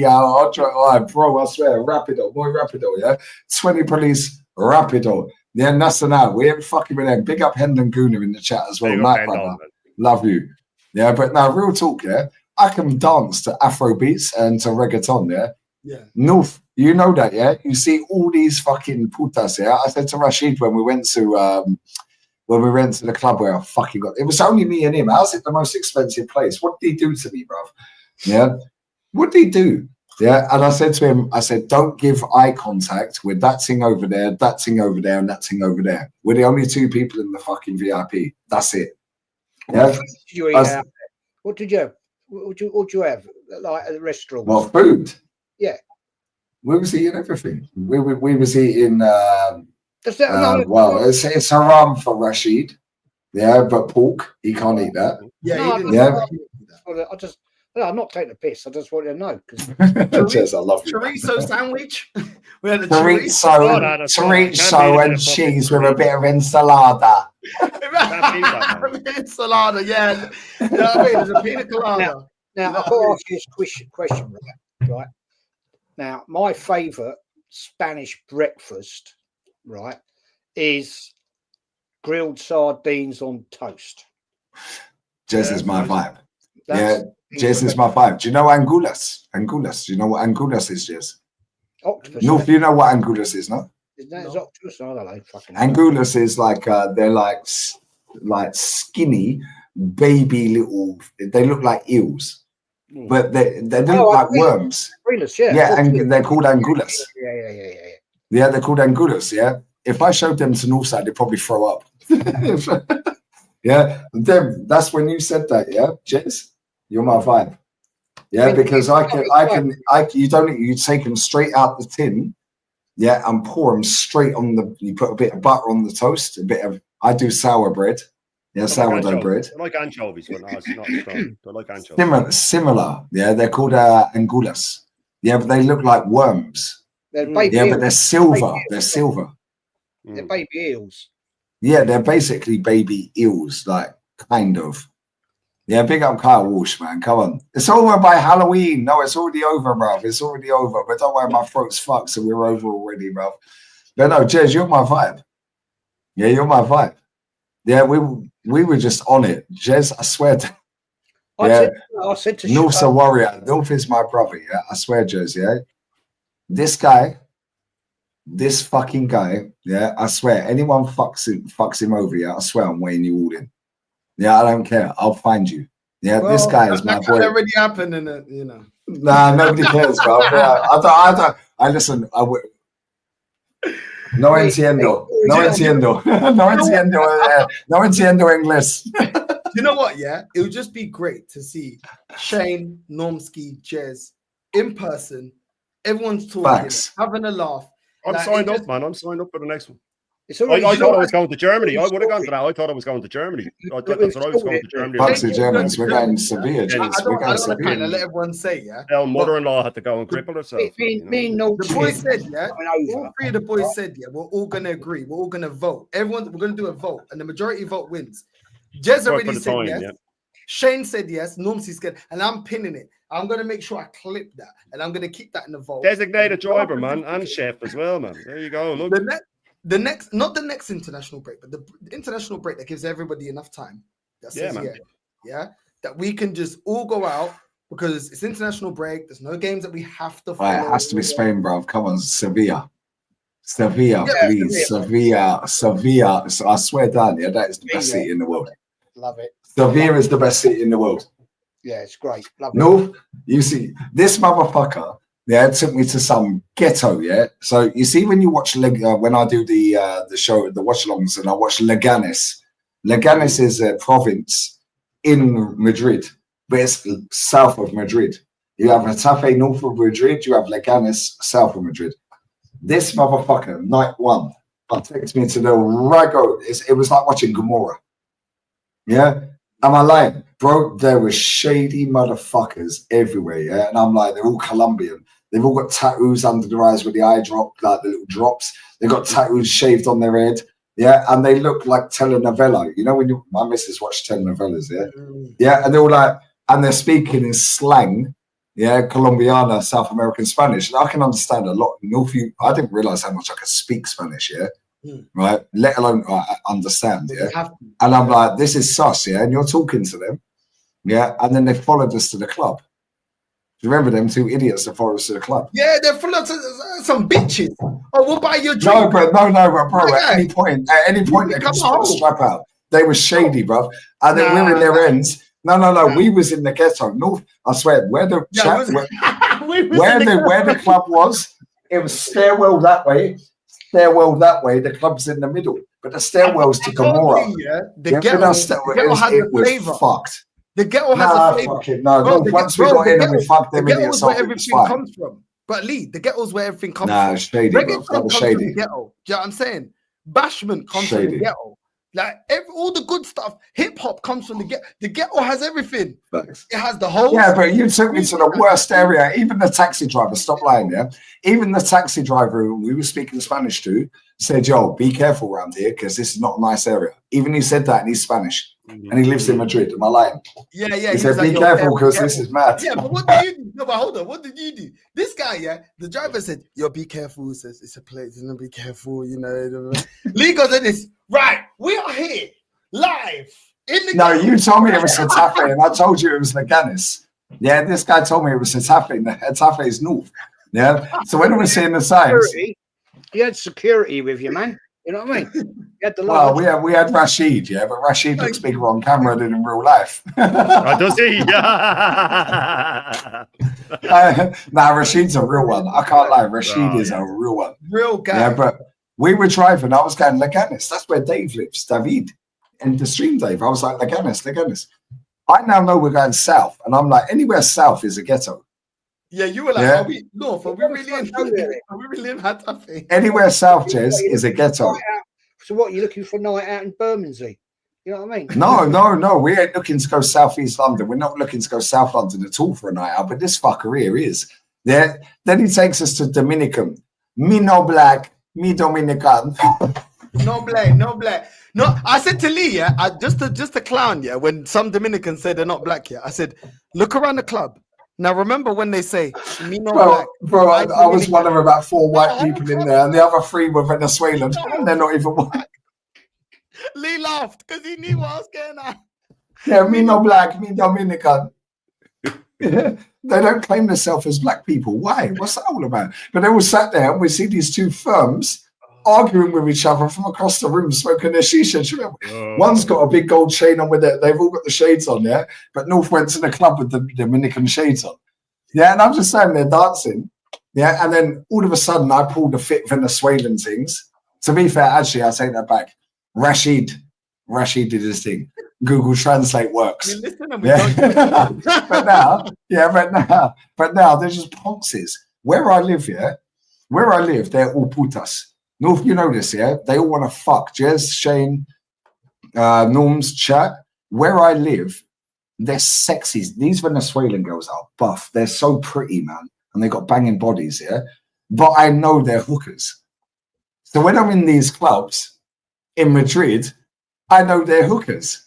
Yeah, and that's when I realized I could speak so much Spanish, innit? Because I'm like, aquí ocho años. Oh, where? Porto Banús, Marbella. No family times I say to you, watch how quick they fuck off. They all fucked off. Next time I know I came. Yeah, but they were ponces. They didn't want to fuck. They were just getting commission out of getting you into VIP. Yeah. But we're going VIP anyway.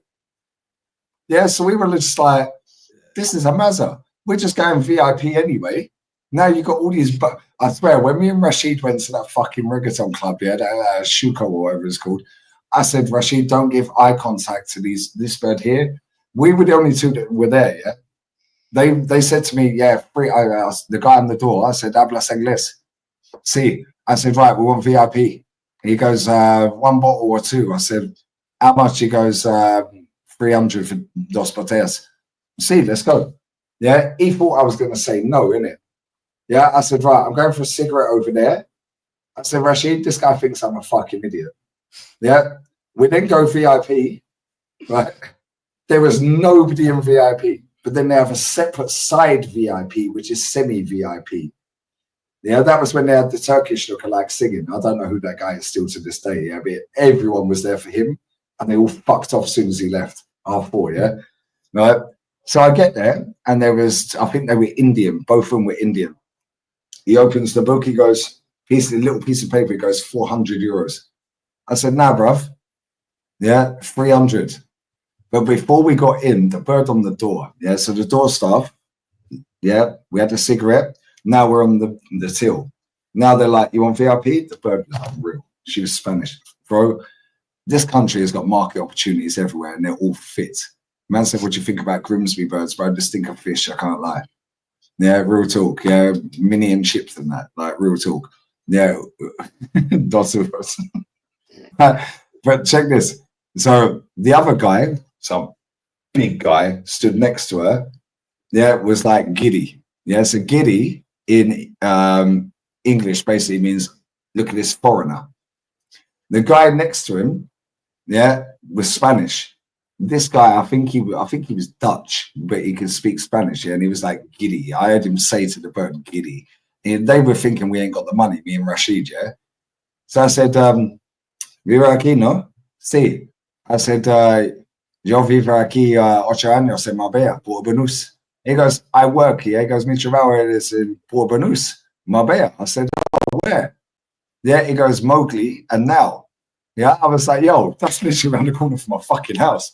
I said, so why are you here? He goes, I work here at the weekends, but in the week, I work at the pool clubs in Marbella. Mowgli is the best one. I said, so how much? He goes, minimum spends 800. I'll do it for you for 450, 500. 2 people. You can bring 2 guests as well. Yeah, so I took his number. No. Bless up to him, bruv. Yeah, and this is the thing, yeah? Forget the girls. Just talking, North. Yeah, to people. Look at the French lads we met, yeah? There was the Saudis that were queuing up to take pictures with that guy because he was wearing a Real Madrid shirt outside the stadium. Yeah, outside the stadium. So, and he looked like Camavinga. They're queuing up the third. I was like, this is racismo, bro. Yeah, racismo. One looked like Camavinga, the other one looked like Caicedo. Oh, We sat on the beer with him. They were like, we got here in Madrid, and it's so gay. They gave us a flyer. Yeah, he goes, everyone's gay. He goes, what's going on in Madrid? He goes, in Panino. Bro, there's bare gays, man. There's bare gays everywhere. And then what I Jez, I swear, there was rainbow flags everywhere, mate. Because I was late, innit? And Neil said, yeah, tell them what you said, yeah? Because I was like, you booked some gay area, bro. What did you say when you rocked up? I said to him, if the gays are safe, we're safe. You know what I'm saying? That's it. You know what I'm saying? And we were safe. You know what I'm saying? No, we was the minority in that area, I can't lie. Yeah. But Jez, I swear, Shane, Norms, chat, I swear down, Madrid is one of my favorite cities. I've been there so many times, yeah? Madrid is an absolute vibe, Jez. Vibe.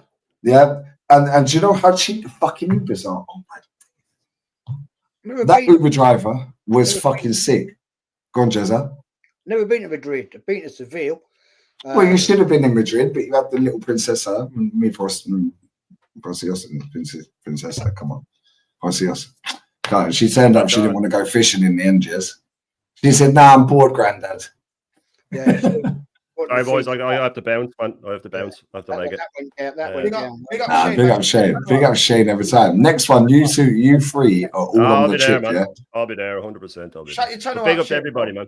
Yeah, shout it, man. Shout it. Obviously, Shane Goon, I'll be there for the full Irish tomorrow morning at 10:30, and then the panel show tomorrow night at 8:30. But make sure you wake me up because Arsenal play at 1:30, 12:30. Yeah.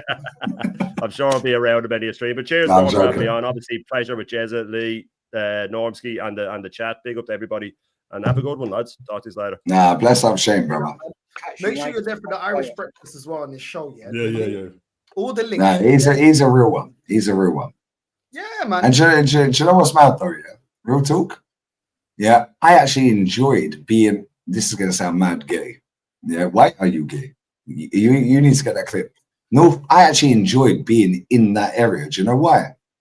Because you see this drink that I've just sipped on. Yeah, I told her the drink. Yeah, you can't get it here. Can't get it here. So she's bought a comparison to that. Yeah, and it tastes like Bailey's. No, I don't want the Bailey's thing. I want the fucking crema de orujo. Yes. Yeah? Oh, man said it's shit. See, fucking come on. Crema de orujo. This tastes like, yeah, right? It tastes like a real milky coffee. It's more milk, like 70% milk. Yeah, 30% coffee with a little splash of sugar with ice, but it's cold. And I said to North, I said, you're closer to them. Gay couple with their gay best friend. It was a female, market opportunity, by the way. Oh, we're not allowed to say that because apparently we're perverts. Ain't my fault. You can't chat to girls, guys. Ain't my fault. And you can't chat to anyone. Not my fault. But anyway, so I said, North, ask them what that is. I said, because it looks like Bailey's. Yeah, but I don't think it's Bailey's. But they're all sipping on it. Everyone's sipping on it. North, we drank them out of the whole thing in the end, didn't we? And we drank them out of all of their Baileys in the end as well. After 4 days there, 5 days there, bro, wifey, Mrs. Lee, yeah, brought me crema, yeah, but it ain't the crema de ojo. They don't sell it here, bro. I asked earlier. They don't sell it here. They don't sell it, but that's more caramella. Yeah, here, yeah, in Madrid, well, not here. It's like, how do I describe you? It's literally a milky coffee, but it's ice cold, and it's, bro. I swear, North Rashid, fucking Norm. Sorry, it's not a color thing. I'm mad tired. Crema de Orojo. See, top side nose, yeah, right. That drink right there with a couple of cubes of ice. That is the nicest alcoholic drink I've ever had in my life. Yeah, and I said to North, chirps to the girl, what did she do, North? She got up, yeah, because he was speaking in Spanish to her. She had her gay besties with her, yeah, and she went, try it. And she walked around the whole table and let us all try it. You ain't getting that in England. You're not getting that shit in England. But like, why are you asking me? Go and find out yourself, innit? What are you fucking looking at? Bro, this country's a vibe. North, you know it's a vibe, innit? Bro. I don't want to. Did we see any fighting? Did we see anyone having a punch up? Nope. People rolling out the club 6 or 7 in the morning. No fights. Nah. Everyone's happy. Taxis are cheap. Taxi's cheap. Yeah, man got me from my fucking hotel today because I stayed an extra night. Yeah, to the train station, which I thought was literally 2-minute walk, which is why I booked the hotel. I done fucked up. And I was like, I said to this Chinese guy, I was like, bruv, how far is this? He goes, nah, that's miles away, bro. He goes, it's 25 minutes in the tag. Crema de Arujo? Arujo. Yeah. £23 a bottle at Waitrose. There you go. What colour is the bottle? What colour is the liquid? Pause. It's Is it like a milky coffee? Crema de Arujo.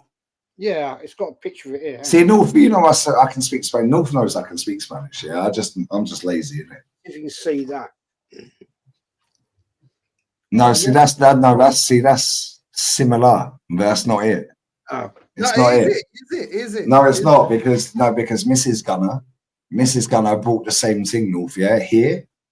Yeah, and it's more caramello. What about it's more caramello. Yeah, and it don't taste the same. They don't taste the same, no? See that bottle? Yeah, see. Yeah. See, thank you. That's it. Buy that. That there, right there. I swear, North. How nice was that drink, bro? How nice was that drink? It was fucking insane. It was like drinking a milky coffee, Norms, yeah? Right, with a splash of fucking ice. Well, a couple of ice cubes, but an iced coffee. But it was a Bailey's without, like Bailey's. I like Bailey's, but it was Bailey's with. It was just like a really filtered Bailey's, wasn't it? Yeah, it wasn't because Bailey's and more creamier. You can taste like the milk within it. You can taste the alcohol in Bailey's. Yeah, but you can. It's proper. Say again, Jezza. Comes from a place called Bodeboca in Spain. Say that again. Bodeboca. What? Say that again. Let me tell that. Bo. You can buy it on Amazon. Yeah, you can. Yeah, but this is the thing. Yeah, it says you can buy it in Mercadona. No, you can't. Yeah, Mrs. Lee went and brought it. Yeah, and the bottle she's brought, muy caramello. Yeah, it don't taste. I've just done it. I've just drunk some. It's North. It's not even the same fucking color, is it? It's not even the same. It's not even the same color, is it? No, it's different. It's different. It's like, you know, when you make a really milky coffee. Like, so my mum and dad, when I was little, yeah, they'd boil up the milk, yeah, and they just had a couple of spoons. Yeah, see, Norm's knows. Come on, yeah. And you put a couple of spoons of sugar in it, and it's and you boil it up on the stove, and it's really creamy. Yeah, and you put the milk in, bro. It was like that, but it was ice, and you couldn't taste alcohol in it, bro. And that's why I said to him, I was like, "That looks like Bailey's, but I know that ain't Bailey's." I said, "North, you're closer to them because I was sat over here. He was sat there. Yeah, Cole was sat there, Rashid there. I was like, I know you can speak Spanish. I'm too far away for them to understand what I'm saying." Asked him what it is. She got up and she was speaking to him, and she went, "Do you want to try it?" And she let all 4 of us try it, bro. Where the fuck did you get that in England? Be like, what are you looking at? Why are you talking to me? Fucking. Is this how you pronounce it? Ruaveja Crema de Orujo. See, kind of. That's more giddy. Yeah, Orujo, Crema de Orujo. That's it. The J is a H. The J is a H. Orujo. Mate, but yeah, Jez, that was a good attempt, though. I can't lie. That was a very good attempt. Enough trying to speak French, mate. They don't fucking Spanish. I'm going to buy some of that and try it. No, Jez, but you have to buy the right one. Yeah, because my missus. See, I think that's it. Can you zoom in on the picture? Can you zoom in? Yeah, see, it's See, even that doesn't look identical. North sent me the link. I'll send you the link right now, Jez. North sent me the link, yeah? Right? But I sent it to my missus. And bear in mind, we live in the same fucking country. Yeah, so where we've had it. She's turned up with something completely different. Yeah, and it's in the fridge. Turned up with something completely different. See, we're getting there. We're getting there. It's still lighter than that. It's still lighter than that. Still lighter than that. That could be the camera, though. Maybe, yeah, maybe. Oh, here we go. North. I've got it. Jez, show. Is that it? No, show the one you just showed before. Show the one you just showed before. And then I'll send you the link, Jez, yeah? What a book. Right, I swear, North, I know you don't really do the whole fucking thing like that, yeah? But North, that drink was fucking sick, wasn't it? We drunk them out the whole house. Over 5 days.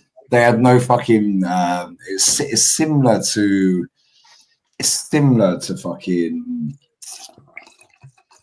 Bailey's. Yeah, but Bailey's is you can taste the alcohol more. Yeah. This was just like a creamy ice cold coffee. Yeah, it was nice. Yeah, I'll send you the link. It's under the wine section in Spain. Yeah, so it's down as a wine. Yeah, not a liquor. Liqueur. Yeah, it's down as a wine. Yeah, it's not down as a liqueur. I'll send this to you now, Jez. Yeah. See if you can get that in France. Yeah, if you can get that in France, Jez, I swear down. Yeah, bring as many bottles back as you can. Yeah, North, it was banging though, wasn't it? Oh, this is banging, you know. This here, yeah, is banging. Oh, the 43. Yeah, right, that's my age, man. Correnta Tres. Come on. Is that it there then, North? No, that's not it. No, it's not this. This is something else. With the mixer thing as well, yeah. Come on. Come on. Jez, I've sent it to you right now. Yeah, I've sent it to you right now. Yeah, that one right there. Yeah, which is the one you said. Yeah. That's the one you showed us, yeah? Yeah. If you can get that, Jez, buy 1 bottle of that. If you like it, buy 20 and send me them. Yeah, and I'll give you the money, mate, because I can't find that in Spain. It's 12 euros a bottle. Yeah, 12 euros, 750 ml. Jez, I swear that's the best alcoholic drink you'll ever have in your life because it's like a coffee. Norms, it's like a coffee. Yeah, but it's on the rocks. It's about this much. Double, treble, yeah, quattro. But it's on the rocks and it's fucking. What's the percent? What's the alcohol? I have no idea. But it's not. You know when you. So this drink that I've got that my missus bought is the same, but it's not the same. So it's like this is thicker. Pause. Yeah, this is that one you showed me. That's the one, Jess. It's from Galicia. Galicia. Yeah, come on, that's northwest. It is standard. It's £15.83 a bottle in the UK. 700 mils crema ruveja, and it's available 1 to 2 weeks delivery. There you go. Jez, order 1 bottle of that, yeah? Order 1 bottle of it. Yeah, pour it out in like a whiskey glass. It says here in France, it's cheaper in France. Of course, it's fucking cheaper in France. Jez. No. I'm looking at the UK. It's actually, if you order a box of 6, it drops down to £11.08 a bottle. Jez, I'll buy the whole fucking 6. No, that drink was banging, wasn't it? There you go. Great chat, mate. Thanks, mate. I know you're texting. You don't have to text me. I'm already here. It's available. Zero wine in the UK. Yeah, but it's down as the wine aisle, right? So it's not down as a liqueur. It's down as wine. Yeah, it's liqueur cream style. No, but it's a liqueur. But it's in when you clicked on the link, it says wine next to it, right? Well, on this shop here, Iberio Wine, it's a UK company, right? They've got it under liqueur cream, and it's £15.83 for 1 bottle. If you buy 6, it's £11.08 a bottle. Jez, I'll transfer you the money. Buy all 6. 60. Yeah, North. That drink was insane. I can't lie. That is the best drink, alcoholic drink I've ever drunk in my life. I like it. Can I send that to you? Nah, From the UK. It's buff. No, it get fucking destroyed at Sevilla. Yeah, they destroy empty bottles. My mum and dad's fucking birthday present got sent back from 3 years ago. Julian sent me a birthday card from fucking Moonpig or some bullshit 2 years ago. I'm still waiting for it. He lives in Seville. I might buy a bottle for Christmas. Actually, Now, Jez, order a bottle of that, Jez. Yeah, right. Couple of on the rocks, couple of little cubes in there. Yeah, and nothing else. Yeah, just do a little double like you would with a whiskey. That's the one. That's exactly the one, Jez. That's exactly the one. So I sent that to Mrs. Lee. Yeah, and I'm going to go and get the bottle, and I'll show you what she rocked up with because they don't sell it in Andalusia. Yeah, so 1 sec. Yeah, but Iberio wine, UK. Yeah, I'll buy a bottle of it and see how it goes. Give it a go. it's really nice, man. You're not gonna regret it. You're not gonna regret it, Jez. Honestly, man. I tried it, mate, once. We've got to get Normski on it as well. We've got to get Normski No. on it. You know what I mean? I'll just stick to my Guinness. Oh, yeah, I'll just stick to my Guinness punch, man. Guinness punch. We can convert you, man. We can convert you. God. I'm telling you, that's really nice, man. Yeah, I mean, but there's certain alcohol I just love, man. That's one of them. Crema de Rojo and Maggie's, bro. Maggie's forever. But I miss Maggie's. Yeah. You got certain countries ain't got Maggie in it. You get upset. Did you like Maggie's, Normski? What was the because you was this who was you was talking to and they was asking you what it tastes like. It's like who was remember you was having a chat with someone. I think it was one of your streams and you were sort of talking about it, the little small baggies. But I can't remember what you said. What sort of flavors? What was it like? Taste like? I don't even know. I can't remember. I don't know. I remember you talking about it. I'm sure, but I remember you talking to someone about it. And sort of saying it's got a certain taste about it, and you like them. It might have been when you was doing like a live stream at your gaff. Maybe about it. I can't remember, but I can't remember how you described the taste of it. The actual taste. What does it taste like then? I'm asking you now. What does it taste like? I don't know what to really compare it to. I don't really don't know what to compare Maggie's to. Like some people say it tastes like medicine. I don't feel like it tastes like medicine. Right. But no, that shit that we were drinking didn't taste like medicine, bro. No, Maggie's. Oh yeah, I see. Yeah, it's similar to cowpole.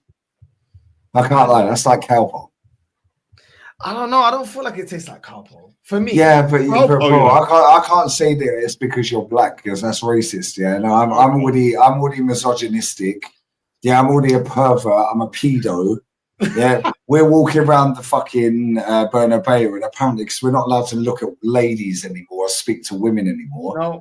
Yeah, because that's misogynistic, and all the comments are going crazy. Everyone's clipping it up. Oh, look at these perverts. But if you see something you like, look at it. It's pretty fucking simple, isn't it? Yeah, don't mean you're banging it. Yeah, my missus said to me, yeah, North, you know this already. My missus said to me, I'm not going to say her name on here. Yeah, not that she has socials, but that's irrelevant. My missus said to me, yeah, I said to her, I said, I know when you and your girls go out, you look at guys. I said, you know, when I go out, I'm looking at girls. I said, but let's not look at guys and girls when we're out together. Yeah, I said, no, you're never going to go and approach these guys. And you know I'm not going to approach the girls. Obviously, if I'm in a football stadium and I'm doing a stadium tour, then I'm going to talk. Or I'll just be talking to random people, but it's not a thing, you know what I'm saying? Yeah. She said to me, she goes, yeah, everyone loves to window shop. So what's the fucking issue here? And that's what it is. Everyone's a window shopper. Yes, you said about wifeys, mate. Yeah, you said about other women. Norms, when you're out and about, you're having a look. Wifey's having a look. North, when you're out, you're having a look. But apparently when Lee Gunner does it live on a live stream around the Bernabeu, it's weird, it's noncy, yeah, he's a wrong un. It's disgusting the way he speaks about women. Yeah, one of the comments I see today when I was on the train, I was so tired as well. Yeah. Oh, I can't believe this guy has a daughter. I feel sorry for her upbringing. Bruv, she lands at 1 p.m. Well, actually, she lands at 5 p.m. after the Arsenal game because I planned it properly. Tactics. Yeah, and she's here for 15 days. She's 15 years old, bruv. That's why I booked it for 15 days. Hold that. Yeah. And guess what? She don't give a fuck what I'm saying, bruv. Yeah. Oh, I'm sorry. The amount of comments I see, North, yeah, and Jez and Norms and chat, yeah. Oh, this guy's a predator. No, you just can't chat to people. Ain't my fault you can't chat to people. No, you see how many people, yeah, there were out of all the people we spoke to, yeah, how many people were Aggie? Like, not. Everyone's thank you. Everyone's Thank you. I didn't even prompt him. How many people were happy when we approached them? They gave us a sip of their drink. They're telling us, "Oh, go this club." Yeah. The Colombians in that fucking gaff that followed, yeah, but they were giving the taxi driver, yo, do the this guy, the French guys we met outside the Bernabeu. Oh, they were cool. Yeah, they were fucking sound, man. Yeah, we sat and spent time. We had no sleep. We came out the club. A few team no sleep. We went back to the gaff. Yeah, got our shit out of the gaff. Yeah, left the gaff. Yeah, Rashid had to go and get his flight. So he was like, Rashid, bless up. He's a real one. What a guy. That's the only reason why he wasn't there. His flight was early. Mine was late. Okay. Yeah, his was like 9 a.m., 10 a.m. And we was like, fuck it. Should we go Bernabeu and do the stadium talk? Because that was what we were going to do. Yeah. And he went, yeah, fuck it. But we wanted to go sleep. Go over that bit. He sprays perfume in my eye. I don't know what this guy was thinking. I did. Perfume. I was like, Cavanci pie straight in his eye, yeah? Pause. We have to be fair here. Look, I know for a fact, right, when I'm out with the wife, right? Yeah. Go on, Jezza, give us life. Teach us knowledge. She's looking at the old lunchbox. You know what I mean? I know it, right? Live for Christian, then, man, yeah? That's how I'm saying. Because that's what he was called. That was his nickname. Live for Christy was called the lunchbox, wasn't he? Okay, he was, yeah. Yeah, see, Norm's knows. Yeah, come on. Do you know Norm's? Was you looking as well? No, I wasn't.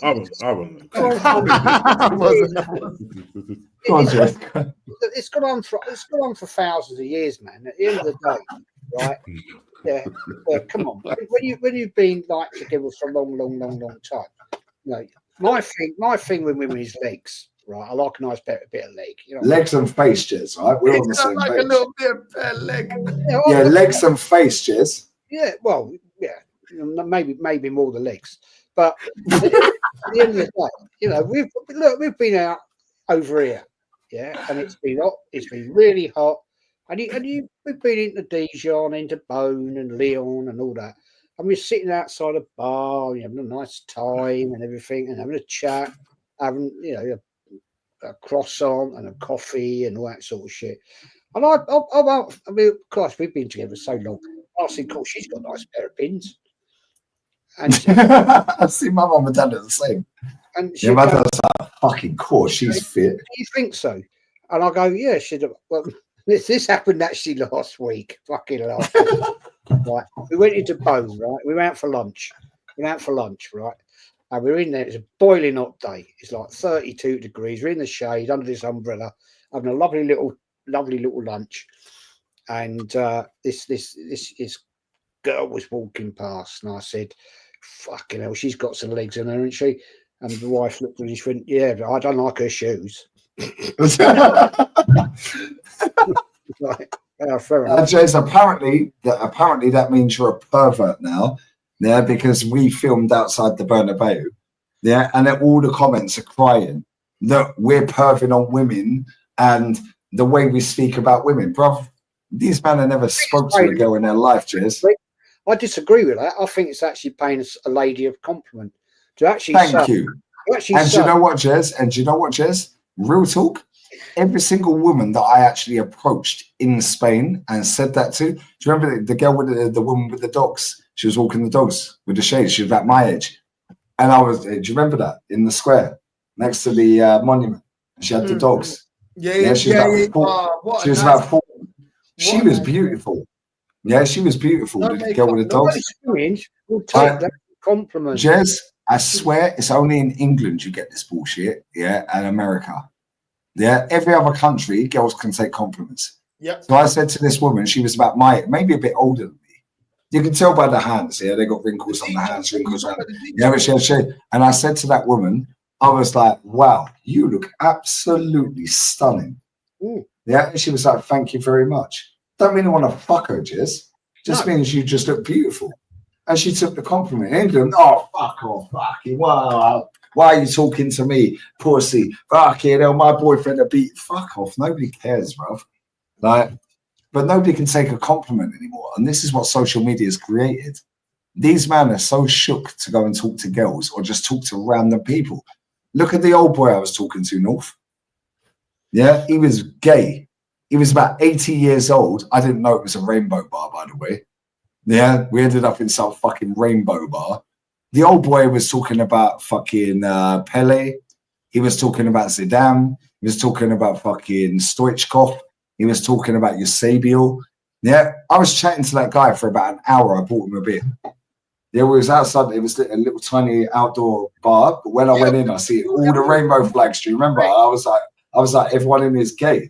Nobody fucking cares if they're gay, bro. As long as you ain't touching my bum, bro. You're cool. Yeah, and they were fine because you know what? That's what it is. If you're cool, you're cool. I don't care where you're from. I don't care what your sexual thing is, bro. I think as you get older, as the elder statesman as I am, right now up the road up here is two lovely bars, right? One of them's got a restaurant and it's beautiful. It's rustic. It's rustic. It's not Michelin star, but it's good food, and it's cheap, right? In there every night I pop in there. Sometimes with the wife, sometimes not. And I walk up there, drive up there, have a couple, and there's a young lady that comes in there from work every single night, and she's a solicitor, right? And she comes in very smartly dressed, and I've got to know her now very well, and her name's Antoine. And she comes in, sits down. She go, "Bonjour, Jez." I go, "Bonjour," and she'll sit down, and I've got a carafe of wine or whatever, and I always give her a glass. We sit there, we talk crap, and I always say to her, "You're looking very nice today. Have you had a good day at work?" And she go, "Yes, it's been a busy day," and blah blah blah blah blah blah, and everything. Now I think I'd get away with it because I'm old. And she's not threatened. I think she feels she's not threatened. No, but you're spot on. Sorry to cut in. And Norms needs to bounce in a minute. Yeah. Right. But Jez, yours, no, Norms, sorry. I know wifey's probably needing some attention. Right? Yeah. Have you still done the Guard of Honor? Have you done it yet? You know what? No, he still ain't done it. I fucking knew it. Everybody's ribbing me. Everybody's ribbing me about that. It will happen before the season. I guarantee you. Yeah. I'm trying to persuade her to come on my show and that. Yeah. But no, don't get wifey on camera. Don't get wifey on camera. No. Okay. No. She has been on. Like. Yeah. No, don't say that because they'll find it. Oh, right. Yeah. Don't. Okay. So delete that. Yeah, trust me, the internet's wild, bro. They'll find anything. But sorry, Norms. Yeah. Let me just say this before you bounce here, because I know you got to go. Yeah, it's late. Jez, it's not about how you just said something. She don't feel threatened. Yeah, it doesn't matter what you look like. Yeah, how big and strong you are, how small and skinny you are, how pretty you are, how ugly you are. It's how you speak, and it's how you conduct yourself with people. North, you know me anyway, yeah? You've been to my house multiple times. We've just done 5 nights, yeah, in Madrid. Every night, like every day, yeah? How comes nobody felt threatened when I spoke to them? Why? Because I've done that for 21 years knocking on doors. So I know, okay, cool, can't really approach that person because she seems moody or he seems moody. Not that it's a gay thing, yeah? But I can make everybody laugh. You've seen that, yeah? Right? Even with my Spanglish. But then they realize, oh, shit, this guy's actually Sam. We met, and I've got a chat. How many people are watching? North? 281 people watching. Smash the likes up, sub to Norms, sub to Jezza. Yeah. Real talk, real quick, sub to Shane as well. Yeah. I have sources in Madrid. The South African girl that I spoke to, black South African girl, apparently I'm racist, lads. I heard her speaking on the phone, I'll see you soon. Yeah. And I was like, wow, she's fit. He weren't even listening. They were all talking. And I was just like, I was just sitting there and I was just putting my cigarette out and I could hear this woman speaking and she's walking. I was like, wow, she's unbelievably sexy. Yeah. And then she walked past, she put the phone down, I'll see you soon. Doesn't mean I want to fuck her, bro. Yeah. And I was like, hello, hola, Gadal. And she looked, I was like, sorry, I can hear you speak English. I know you've definitely lived in London. Did I say that to her, North? Yeah, but I knew she weren't English. I knew she was South African. But now I just said to her, I know you've lived in London because the way she said what she said on the phone, I know she's lived in London. It's hard to describe. Did she feel threatened, North? 4 geezers sat around the fucking table. Yeah, and then I was chatting to her, blah, blah, blah. Yeah, and I said, do you mind if I ask, what do you do for a living? She went, I'm a football agent. I said, come closer. Say that again. She come closer. I said, football agent. I said, real talk. I said, I do YouTube for football. So all of us do YouTube for football. I said, what's the biggest client you have? She goes, we weren't filming. We weren't recording this, yeah? She said, can we do this another time? I said, of course we can. I said, would you mind coming on my channel? Pause. Yeah.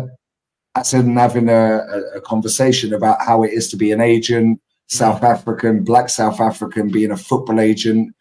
But she's not got like Premier League or La Liga. Segunda and lower in all leagues. So she's not got the biggest client yet. But she's made her way. And she's 25, 26 years old, bro. Yeah, and she's got a fuck ton of clients. Yeah, North, how calm was that woman? He was sound, bro. She was comfortable. She just, yeah, bro. I can't lie, man. She was so calm talking. Do you know why? Because she deals with fucking other agents that are men in the football world. Yeah. So when I'm just like, hola, ¿qué tal? Sorry, hello? Yo, sorry, I overheard you were speaking English. I was here again. I know you've lived in London. She stopped, she turned around, she was like, well, I'm not English, I'm South African. I said, Tao, I'd love you. She was like, who's Tao? Yeah. I said, that dickhead forgot his passport, he lost it. Yeah.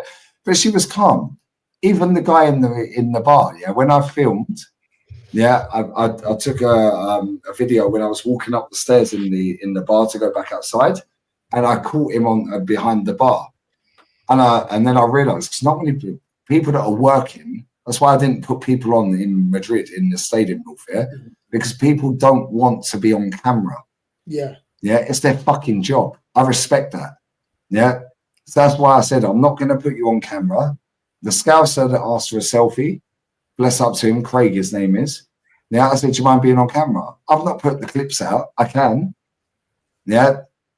But at the same time, that guy that was behind the bar that we went to quite a lot, yeah, I said, I'll delete it. I said, do you mind if I film? He said, just take my face out. I don't want my face on YouTube. I said, cool. Went straight to video. I said, look, you can see this is what I just filmed. Boom, I let it hit, cloth, boom, done. I said, you're out. How cool was he with us every day after that? And he now knows I'm not going to film you. Yeah, it's how you respect people. Jez, Norms, you're older than me, respectfully, yeah? Some of the chat are older than us, yeah? It's how you speak to people. Yeah, there's people that are out there just chat shit. Yeah, and they're loud. I may be loud because my voice is croaky right now. Apologies. However, Norms, Jez, North, you know, yeah, that even when I was outside that fucking club, I could overhear them speaking. Yeah, that little pimp. There was some pimp out there with all his hoes working, trying to finesse everyone. And he was slagging me off in Spanish. Sorry, Lee. I think it's a lot. It was also down to now. A lot of people don't have any social skills. Facts. Young people. Let's let Norms go to bed. Ludoc's spoken. Let Norms go to bed. Yeah, just to say on that, I mean, social media, I think it's ruined that whole personal thing. Yeah. Because as I say, social skills. yeah, I mean, you know, you've managed to link up with, you know, you guys went on holiday, so it's nice to see somebody in the flesh because a lot of it is over the internet and stuff like that. But seeing you in the flesh is, you know, two different things. You know what I'm saying, and the vibe and everything else. So, yeah, man. But listen, big up to everybody. I've got work in a couple of hours. No, you've got a guard of honor to do, mate. Yeah, you're 2 months late for it. I've got work. I've got a guard of honor to do. So much to do.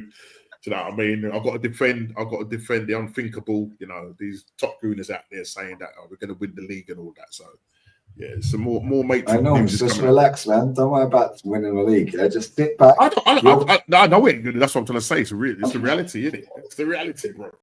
You know what I'm saying? I don't worry. In Spain, no cunt in Spain. So I shouldn't have said that. See you next Tuesday in Spain. Rates this manager, bro. Don't worry. Well, I saw that when he was going. We've got loads. I ain't even put them out. Yeah, I'm going to edit them all together and put them all out as one video. Wow. But yeah, no, big up to the chat, man. Big up, Jez. Big up, Northside. Northside. Big up, Liz. Have a great one. Love you, man. Bless up wifey. Bless up the family, bro. Will do. I'll pass my regards on. Yeah, take care. Bless. Nah, bless. Take care, mate. Take care. Go on, Jezza. Real talk. It is literally respect, yeah. And because of social media, nobody's got any social skills. Yeah, so it's like people are going on me and him because we're walking around and I'm live. Bear in mind, yeah, there was only about 280 people watching. Bear in mind how many subscribers I have, Jez. Yeah, there was only 280 watching, and I respect everyone that did watch live, yeah. But if I clickbaited that title, oh my God, get Arteta right, it would have been 2.8k live. Yeah, so people only come for drama, Jez. I already know this. I'm not stupid. I've done this for long enough, yeah? Now, if you go and read the comments, oh, you're moving mad. Oh, your daughter, I bet she's ashamed of you. Don't let this guy around your woman or your kid.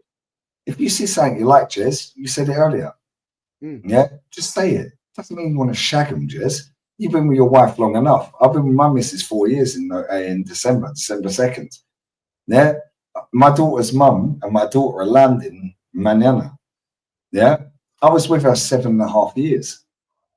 Yeah, I left when she was 3-4 years old. She's 16 this year, Jess. I've known that woman nearly 20 years. She's landing here with her other daughter, who's 22 this year, with her baby, and my daughter. Yeah, and they're all staying at my gaff. And one of my daughter's mum's friends. Yeah, I didn't pay for her, but I paid for the other 4, the baby, my baby, and the mum, yeah? Right. And obviously the other daughter, yeah? 4 people's coming. It's not about money, Jez. It's about, do you know what? The older you get, the more you realise what life is, isn't it? Yeah? These kids that sit on the internet, they all want to chat shit. Jez, if you just go through the live stream comments, oh, he's dangerous. He's a predator. No, this guy just sees something he likes and says, yo, North, what do you think of that? She's sexy. Why can't you say that? How do people get together, Jez? They see something they like and they think they're sexy. They go and talk to them. Well, right, because I just talking to you about this bar I go to, restaurant up the road, right? And I see this girl, this lady, I should say lady, business lady, every day. And she said to me a month ago, Jez, I admire you to try and speak French, but you're crap. Let's speak in English. Right? And I went, fair enough. And that you should say, voulez-vous que je avec moi ce soir, princessa? I was like, well, yeah. But then you'll get told you're a pervert. But we chat. Now, the people that own that place, right? The lady is English. Her name is Cheryl. Her husband is Marcel. The guy who looks after the lake when I'm away. Yeah. He's employed also by the French Environment Agency. They've got a daughter. Right, Jez is connected. He's got sources in France, and I've got sources in Madrid, so we're connected. Without him, I'm in deep shit this shit. Yeah, the other guy would have nicked the lake. Right. Well, it's with that problem we have with this algae, but they've got a daughter. She's 15, and she's a lovely little girl, and she always comes and talks to me. And do you know why she wants to talk to me? She loves to talk about fishing. She's absolutely mad on it. And there's no dramas. Nobody looks at me like I'm some sort of bloody pervert. Her mum's sitting there behind the bar serving drinks and food. Well, her daughter's talking to you. And she's just sitting there on a stool right next to me. And she's asking me about fishing in England, fishing in general, how long I've been fishing. And the other week she said to me, I walked in with a shirt, my Arsenal shirt, my Arsenal, whatever it is, polo shirt. And she said, "Oh, you support that Arsenal?" I said, "Yes." She said, "Oh, I know them." That team that used to be good. And we got talking about football. Now she's a Lyonnaise fan because Lyon's big team round here down the road. And she said, "Yeah, me and my dad go and watch Lyonnaise." I said, "Yeah, good team. I've seen Lyonnaise play against Arsenal, and not one person." Right, I sometimes go outside and sit outside in the front, right, and there's a road, a little road goes up by this place, and she'll be out there with me chatting for ages about football, not so much football, fishing. She's mad on fishing, mad on it. With the parents, the family, the community, and there's people. They're not going, "Oh, he's the predator." Yeah, they're like. But if you did that live on YouTube, Jez, they'll try and cancel you because they tried to cancel me and North, my line. They tried to cancel us. Yeah, we're still here, baby. We're still here. They can't cancel me because unfortunately for them, lives. Right, if I did a vlog or whatever you bloody call it, right, chatting to this young girl, she speaks very good English. Yeah, they all do. And we're talking about fishing. They'd be thinking, "You're right, nonce, Jez." Yeah, nonce. Exactly. You're a nonce.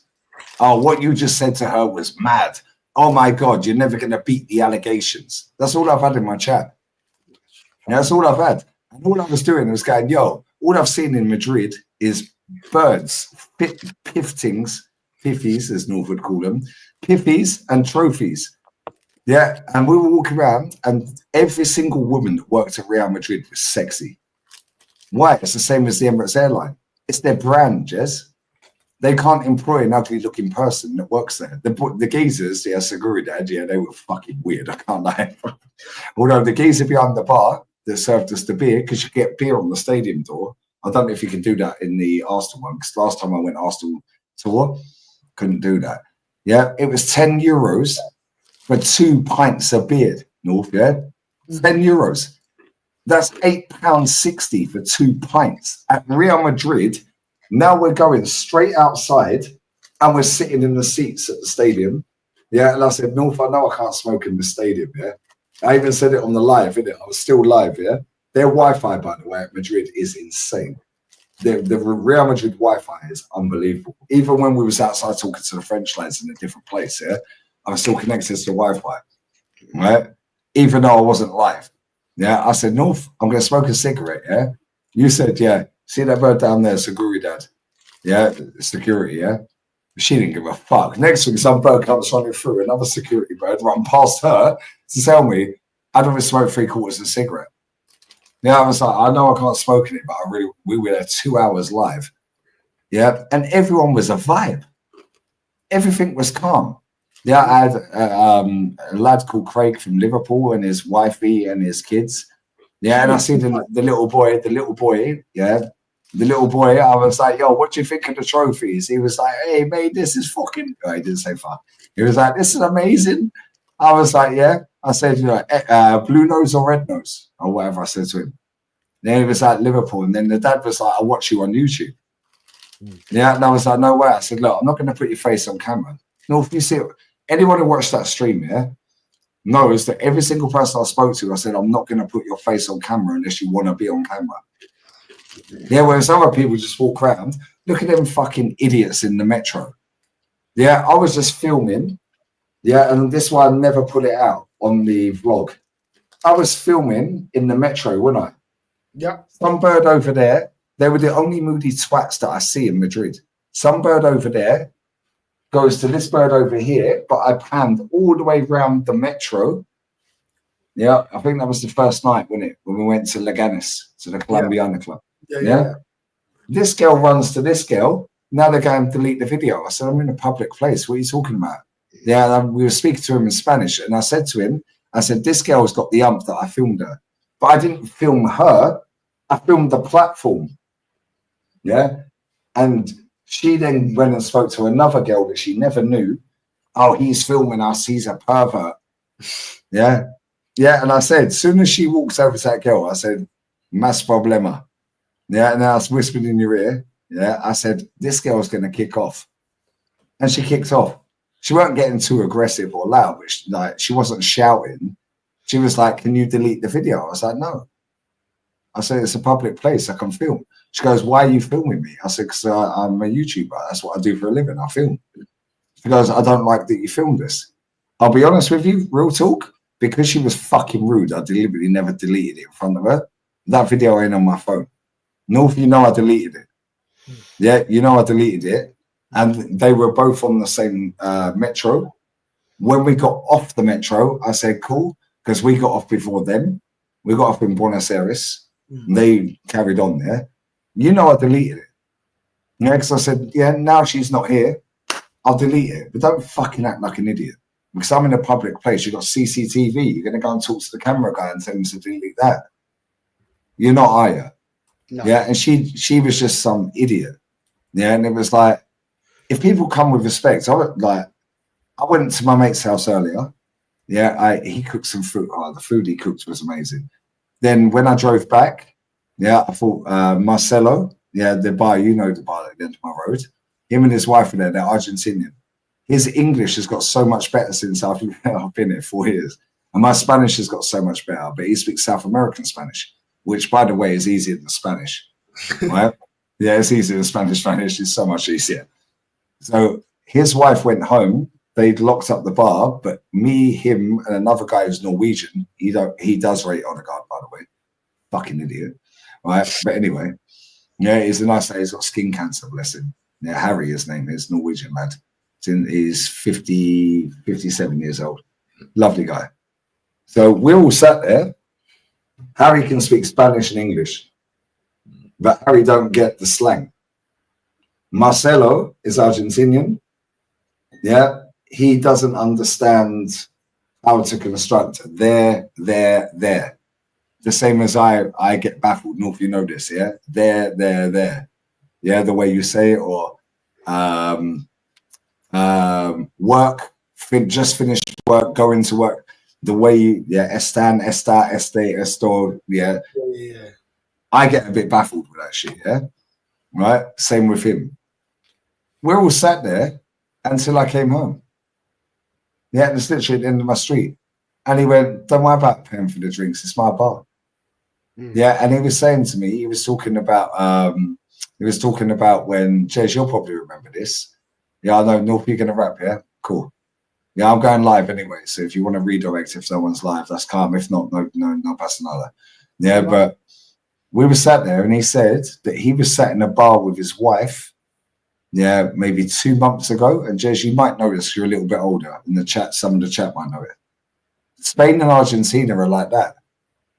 Yeah, because Argentina sent on the boats, yeah, a load of fucking food back in the day in the Franco era.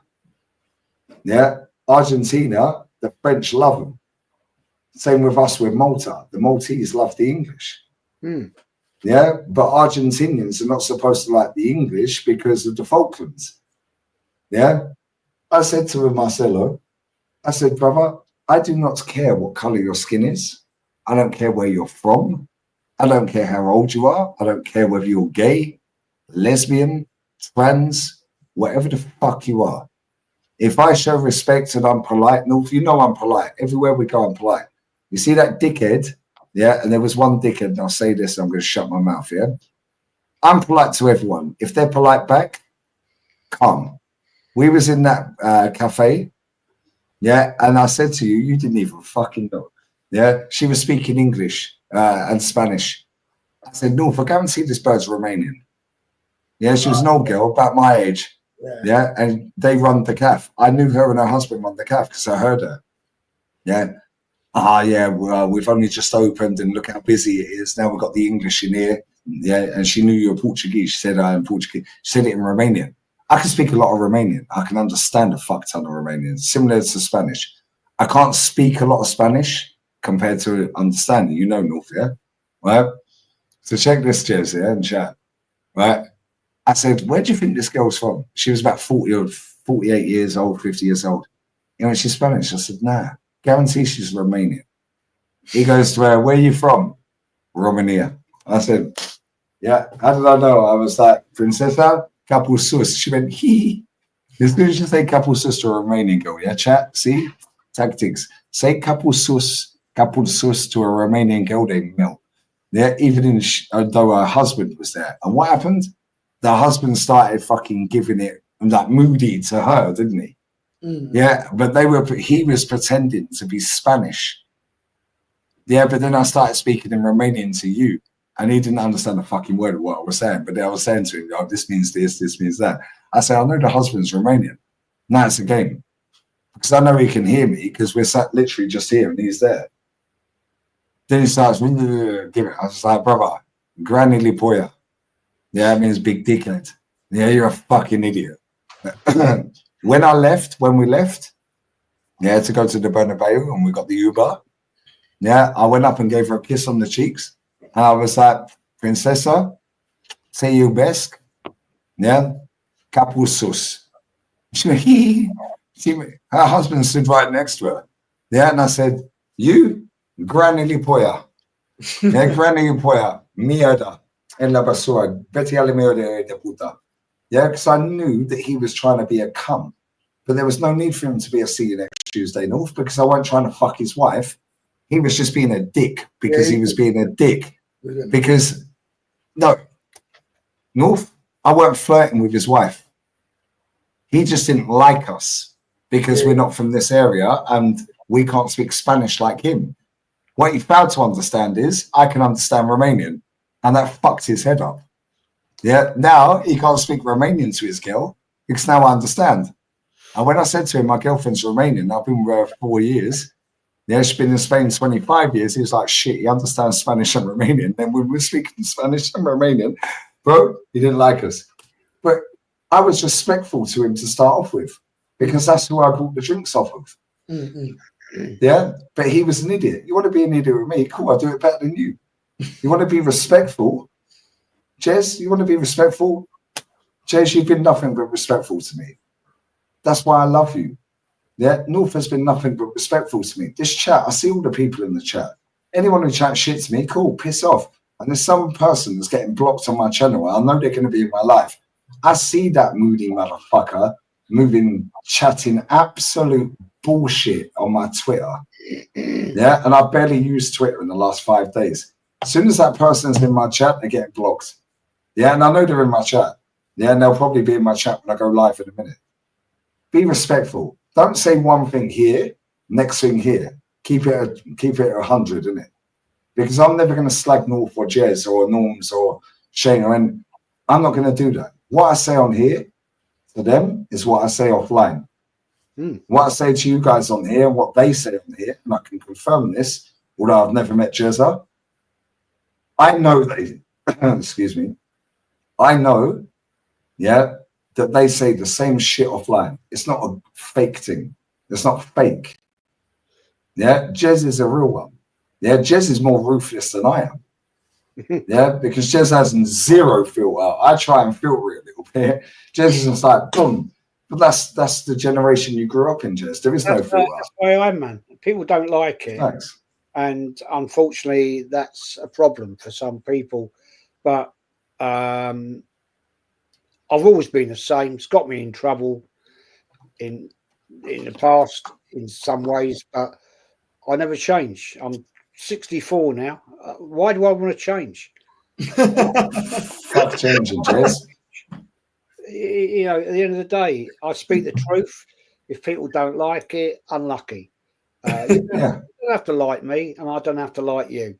And guess what, Jez? When they see you in person, they all shit the bed. They all shit the bed. No, if you see it, we were sat in the square. I was talking to you. Yeah, Carl and Rashid were chatting. and I was showing you something. Yeah, I don't remember what it was. I was showing you picture or comment, and she's like, "Oh, this guy's saying hello." I didn't understand real quick, did I? I was like, "Oh, the guy's saying hello." Yeah, and I was like, "Oh, hello, mate. You're right." I said to Rashid, I said, "Who the fuck is this guy you're talking to? Like, who is he? Why are you like breaking the conversation kind of thing?" But respectfully, not in a nasty way. He goes, "No, he watches the channels." So I was like, "Oh shit." I was like, "Yo, bro." And if I'd known that, if we weren't talking, because we were mad engaged at that point, yeah, fully flowing, pause. Yeah, bro, I would have gone and spoke to that guy for 15 minutes. And he was going, and Rashid goes, "Doesn't matter. He's Arteta out. He's one of us." Rashid said that. Yeah. When we see that top gooner and his mum run off, yeah, he was only 16. Yeah, because he was wearing the O2. Jersey was wearing the O2 with the blue collar, the yellow one with the blue collar back in the day. Yeah, and I went, "Oh, top gooner." And he see me because I'd stopped filming. We'd literally just stopped filming. I wish that was still on camera. Yeah, we just literally stopped filming. We were walking out the Bernabeu down the stairs, just off the pitch, and he was wearing the O2 with the blue collar. Lovely lad. What a nice kid. Yeah. And he goes, "Oh yeah." I said, he goes, "Yeah, but this year we have to win something." And North went, "Yeah, but you said that last year." And he went, "Yeah, actually I did." Yeah, and I was like, "Bro, what's he got to take for this manager?" I said, "He's rubbish." We talked to it for about 10 minutes, weren't we? Yeah, and then he goes, "I think I've seen you on TikTok." I already knew he knew who I was, bruv, because the way he looked at me straight away, I understood the fire in the eyes. They can never. I had my nemesis in the chat tonight, Nelson. Right. Nelson loves you, bro. He's just misunderstood, Jez. he likes to come in and have a row, and I've said to him, "Look, you know, a few weeks ago he came back, Jez, can we make it up?" I said, "Look." He came in my chat and said me and Jezra have made a pact. Yeah, I said, "Look, mate, you don't worry me one little iota. You're nothing to me, and I'm nothing to you." At the end of the day, facts. Don't talk bollocks, you know.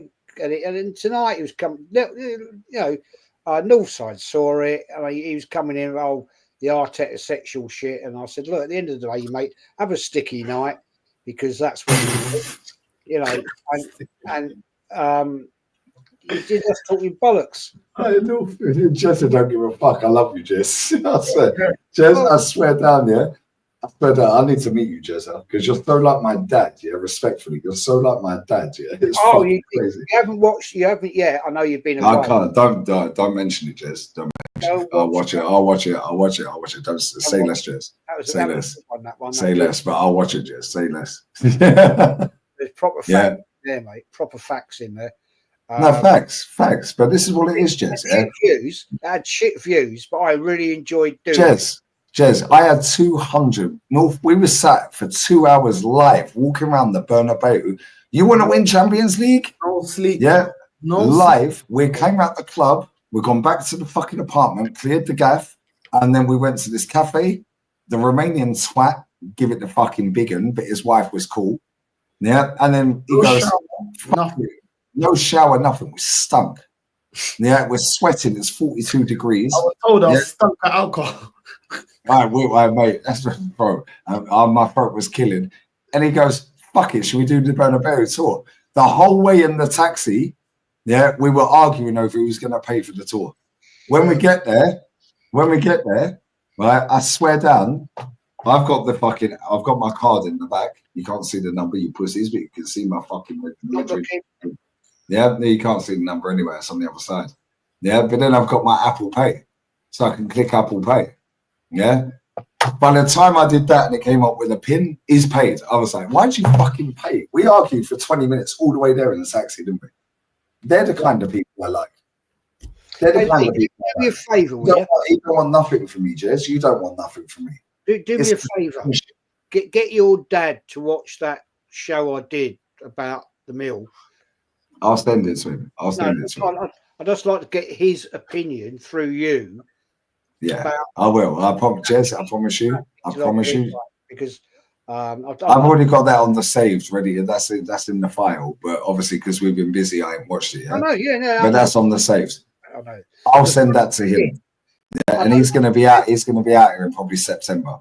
Yeah, because he knows my daughter's turning up tomorrow, and his birthday's the 2nd of August.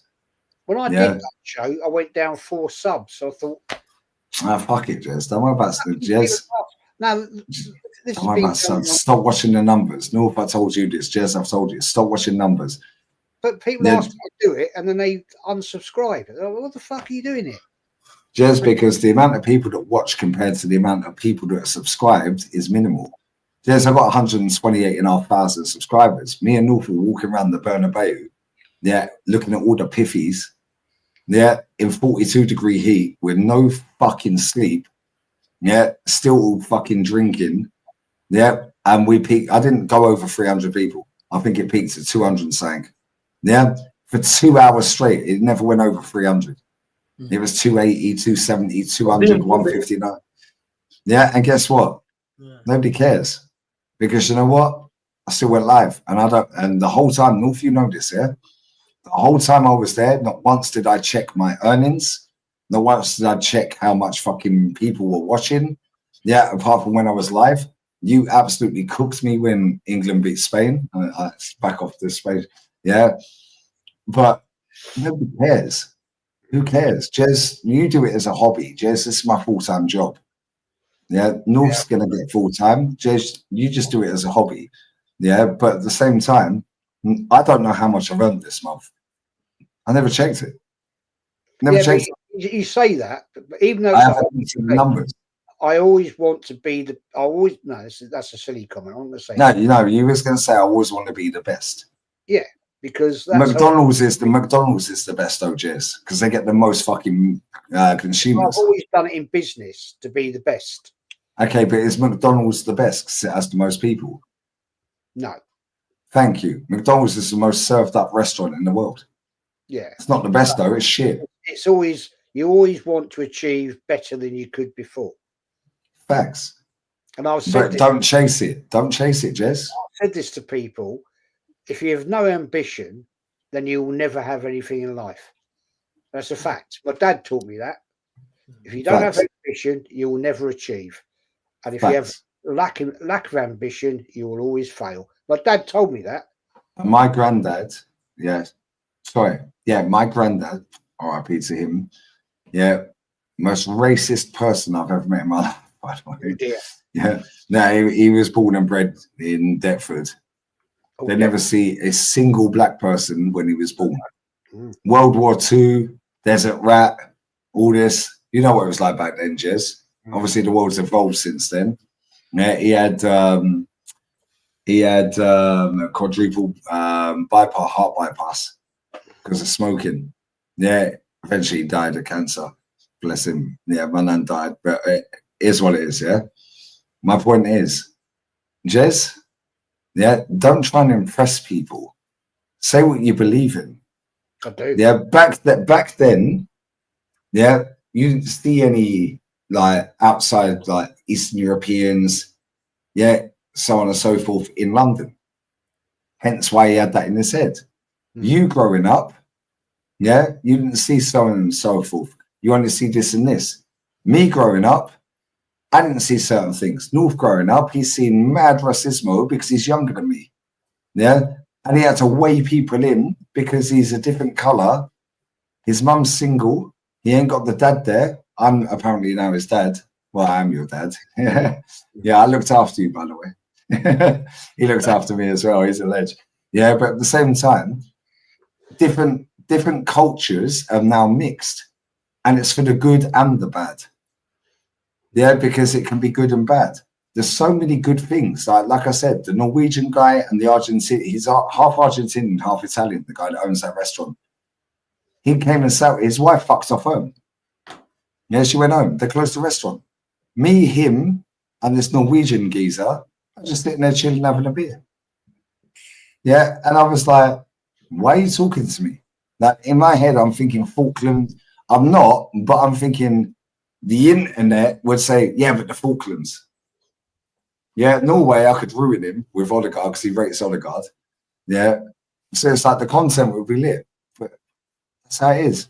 Back then, when you grew up, when my dad grew up, my granddad, your granddad, so on and so forth, Jez, it was only white English people you see. So I understand a certain culture. Yeah. Now North comes to England with his mum. She can't speak English. Now he's got to go and beat everyone up because now they're bullying everyone. Yeah. Now they're getting bricks through the window. Now the Pakistanis, the Indians, the Italianos, the Polskis, Romania. Yeah. Now everyone's cool, kind of. Yeah. But here, North, you've seen it. We met them French guys. Yeah, and bro, they could have weighed us in because they were fucking chaps, bro. They were never from Paris, yeah, from the ends in Paris as well. When we FaceTime Rashid, because Rashid's French Algerian, when we FaceTime Rashid, he was like, yo, don't fuck with these guys, you know. He was like, they're from the ends, they're from ghetto Paris. We all shared a beer together, and we went, and I took he had a bag because they were queuing up because he looked like Camavinga. I took his bag, he had a shirt in there. I could have just fucked off with his shirt. He didn't even know I had it. Nobody cares, bruv. Everyone's calm in this country. In England and America, it's a perception. I think that, you know, not sure I can totally agree with that because when I used to go to Arsenal back in my youth and you had all the firms and all that, the Arsenal firms, right, 15% of them were black, at least. Yeah. Probably more. But they were British black, no? Yeah, I mean, but it didn't matter. It didn't matter. No, exactly. Thank you. But now, Jez, fast forward all these years later. Sorry, go on. Sorry, Jez. Sorry. A lot of my very good mates, right, at football, right, were like Kenny Ken and Northside. Nigerian. Portuguese, Jamaican, West Indian. Yeah, it wasn't a problem to me because at the end of the day, I grew up. But back then, to the majority, Jez, it was. No, but if you're one of us, you're one of us. That's the mentality back then, even now. It was because at the end of the day, we were a family, right? Thank you, and not this gay family, Haram, that Arsenal have now. An issue. There was none of look. When I used to go to my local pub was the old Gunnersbury, right up Gillespie Road. It's gone now, sadly. Great pub. Most of it. My granddad's pub, and been there for a long time. I used to go in there, my mates, and they were black of all different creeds. Indian, black, Italian. And we used to go in there, and we were a fucking great time. There was no racism at all. There was no, oh, you can't come in here, you black, blah blah blah. Yeah. Facts. We were all. But Jez, that's because you were a firm. Well, so it's us against them.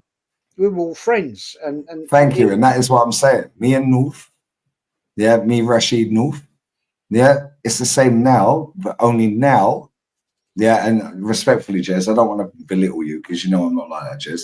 No, respectfully, now, that is elevated 100-fold, which is for good and bad, because now there's toxicity either way. It's raw, you're racist. But now you get me, Northside, Rashid Cole, all in Madrid, going to Colombian clubs, Dominican clubs. Yeah, we're speaking to market opportunities everywhere. We're speaking to fucking people from all over the world, and everyone's happy. Yeah. Whereas back then, and this is my point. Yeah, when I was on the train back today, I heard that there was Zia's in the chat as well. I was going to FaceTime you, Zia, yeah, because there was a family sat in front of me on the train in first class, so that's how I roll. Yeah, it was only €37. Yeah, and the kid was called Zia, and he was about 15. And they were Sudi. I don't know how to be right, but I did pronounce it right. Fuck you, Zia. I pronounced it right. But back then, Jez, what you're saying, was minimum. There was only, if you're part of us, you're part of us. We don't care where you're from. Now, that's elevated massively. And there's only a certain few countries on the planet, Jez, that this shit don't roll. That are mad racist. England's mad racist. America's mad racist. And that's not to disrespect any Americans or English in the chat. I'm English. I know North and I and you, we all have mad Americans that follow us. Not mad, but a massive amount. America's massively democratic, fucking so on and so on. all over the gaff. Yeah, same with England. It's very divisive and very racist. France is similar. Yeah, England, Jez, you couldn't be sitting there. Yeah, well, I don't know about Japan, although my missus' kids are half Japanese, and if they see somebody there that looks like Northside, it's a bit of a problem. I can't lie. Yeah, no, real talk. North, you know, I've told you this before, innit? Yeah, Mrs. Lee has told you this before as well. Yeah, right. But at the same time, I don't give a fuck what you look like, what color your skin is. Yeah, whether you're gay, lesbian, trans, I don't care. North, the fact that we walked outside that fucking stadium yesterday, yeah, and we see them two French lads, and I was like, yo, that guy looks like Camavinga. That's underbelly. Is that underbelly? Because I was like, yo, look at my man. He looks underbelly. And you said, yo, where you from? You spoke to him in Spanish. Where you from? Yeah, Paris. Yeah, but they were fucking calm. We went and had a beer with them. We went and sat down, Jez, and had a pint with them. Yeah. They were so fucking nice. It was unbelievable. You wouldn't like that, mate, right? That's coming here right now. Fucking size of that moth. Jesus shit. Oh, fuck them off, Jez. But no, Jez, real talk though, yeah. There's so many people that say I'm racist. Cool, say I'm racist. There's so many people that say that you're racist. Yeah. He could be considered racist. Yeah. Anyone. They just try and cancel anyone, Jez. Fuck these people, bruv. Yeah, because you know what? The way these people have moved, yeah, North, you've seen it. Yeah. We haven't been pinning comments when we've been live because we were doing the thing and it was distance away and we're just reading the comments. We can't pin them. Some of the shit I have seen in the last 7 days when I've been live or on the vlogs, yeah, and I ain't looked at every comment, yeah, but I've seen a lot of the comments, yeah, fuck you all. Anyone who's chatted shit to any of us, yeah, go suck your mum with McDonald's straw. And I hope it stinks like a pussy, bruv. Yeah, because real talk, yeah, anyone who knows me, and the real ones know me, which is why they tuned in. The ones that watched on playback, not all of them, yeah, oh, this guy, oh, he's a nonce, oh, his daughter should be. North, I showed you some of the comments in it, and I was telling you on the phone, yeah? Bro, where was the 2,800 people that are watching live when I'm talking about Arsenal? Why was there only 289 people watching live? Oh, because we're happy. Doesn't suit the narrative, innit? Ain't my fault you can't click me up today, or Deporter. Even the time that we were there, yeah, we were like, how many clips do you think they're going to make of us being happy? Because the whole time we were there, we was happy. Do you know what I'm saying? I didn't watch the game. You guys watched the game against Newcastle. Yeah, you snaked us. I can't lie. This guy, he was hungover. He was hungover. Let me sleep. Let me sleep. Let me talk. You're not going to see any clips about that. You're not going to see any clips about when you're making the vlogs and we're walking around, we're just having a laugh. And what they try and do is find a negative because they're angry and bitter at the fact that we're still having fun, even though they know we're upset with Arsenal. So because we're not talking about Arsenal, oh, look at the way they took it to girls. Bro, shut the fuck up. Do you know what I'm saying? Oh, they're so dangerous. That's what they were saying, Jez. He's dangerous. They weren't necessarily mentioning North. They were mentioning me. Why? Because it was on my channel. Oh, I feel, this guy has a daughter. The way he's bringing his daughter up, she should be worried and the family. And I'm just like, bro, my daughter lands at fucking 5 p.m. today. It's gone midnight now. See, 15 days, bro. Yeah, my daughter's going to have the greatest time of her life. The daughter I don't see that I fled the country because I don't pay maintenance. Yeah, I'm paying for her entire fucking family to come here. Yeah, not that matters. However, I'm then going to go and pick them up. Bear in mind, I've got about 7 birthdays in August to pay for. None of them are their birthdays. And I've paid a fuck ton of money to get them here because the flight, it's not a flight, suitcases. Fucking, you know what girls are like? They love a suitcase, bro. Yeah, but the point is, we've just done Madrid. This is after my mum's just gone home. This is just after Connor, yeah, Jay, Tao, yeah, Nicole, my missus. We've done my birthday, his birthday in June. My mum then turns up, yeah, and then we go Madrid. Now we've got birthday galore. My nephew wants a Valverde 8 Real Madrid shirt. Now that's fucking €160. That's right. My dad's birthday on the 2nd. Jolene's birthday is the 5th. My niece's birthday is the 8th. My sister's 40th. Yeah, is on the 9th. Yeah, the nephew who wants the Valverde is the 24th. Yeah, yours is the 31st. Yeah, it's like, bro, now I've got September. Well, September school uniform month. Yeah. And my daughter goes to, I'm not going to say the school because these fuckers are fine there. Yeah. But now that's €800 for school uniforms. Because we don't buy the cheap shit, we buy the proper fucking certified thing, yeah? It's €800, bro. Yeah, then October, yeah, the boy is 18. My missus' boy is 18 in October. November, my daughter's 16. That's a big birthday as well. 18 and 16. Yeah, but then 5 days, and Ola's birthday is the same day as my daughter's. Yeah, in November. The day before, 2 days before, on the 16th, is my my missus' daughter's 21st. So I've got a 21st, an 18th, a 16th, and a 40th this year. Yeah, plus Christmas, plus school uniform, plus Madrid, yeah, plus a billion birthdays in June, yeah, plus a billion birthdays in August, yeah, plus the Madrid trip. Yeah, bro, people just think, oh, this guy's angry. No, bro, I ain't even gone live yet. I barely went live while I was there. Do you know why? Because I fucking enjoyed the company. Yeah, I could have said, North, I'm not staying out all night. I need to go home. I need to go live. Or North, no, I'll just meet you in the club. Tell them I'm there. Tell them to keep a VIP thing for me. But then, in my head, I'm like, no, that's snaky because that means I ain't paying.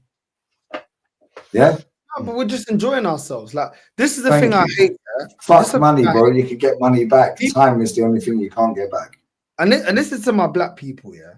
Listen, let me just say this, we don't always need to be super sensitive. We as black people, we can explain. Listen, it's not always what's said, it's the way it's said. And all the English people that have lived abroad understand what we're saying. When you go abroad, they don't necessarily get told, Lee's face this, you English this, that. Yeah? Bro, I see it today. Sorry to cut in. Let me just say this. Bro, that taxi driver, right? So when I typed in, I booked a hotel, yeah, because I stayed with you because your flight was late. We did the Bernabeu. I was supposed to get my train at 3 p.m. 3 minutes past 3. I said, no, fuck that. I'll stay. I'll just get an Airbnb or a hotel. I'll go mañana because I can work when I want. Bro, I was knackered. I slept so fucking long. But I waited for you to land. Then I ordered a pizza. Then I went to bed. Yeah, you know this, yeah? I woke up. And I was like, boom, boom, boom, boom. And it said the train station was around the corner. This is how stupid I was because I was so fucking worn out.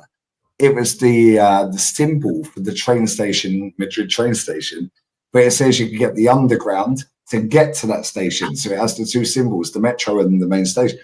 So I said to this Chinese guy, I was like, bruv, it says I'm here, but it says this train station's here. He went, no, that's 24 minutes away.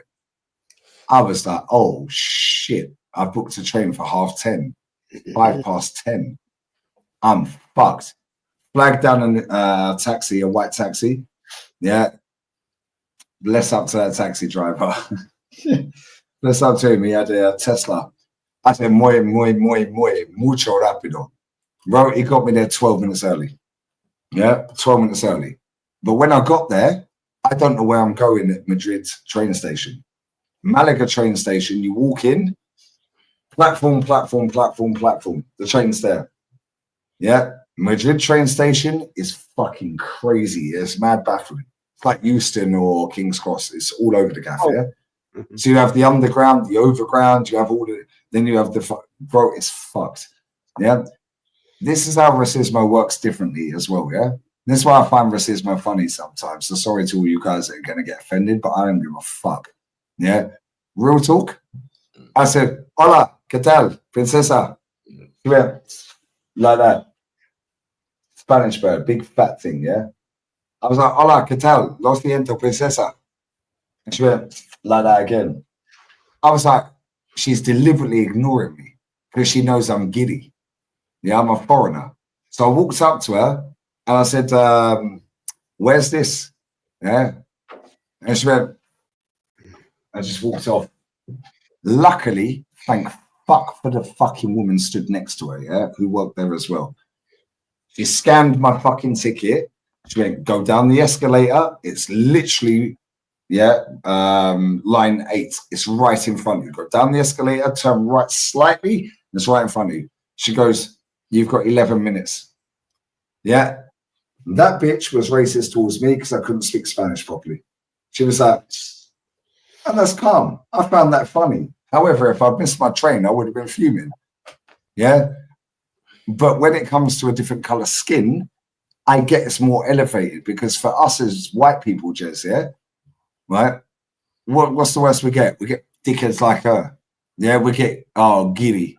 Not Choc Ice. Fucking, that's Ashley Cole. Sorry, my bad.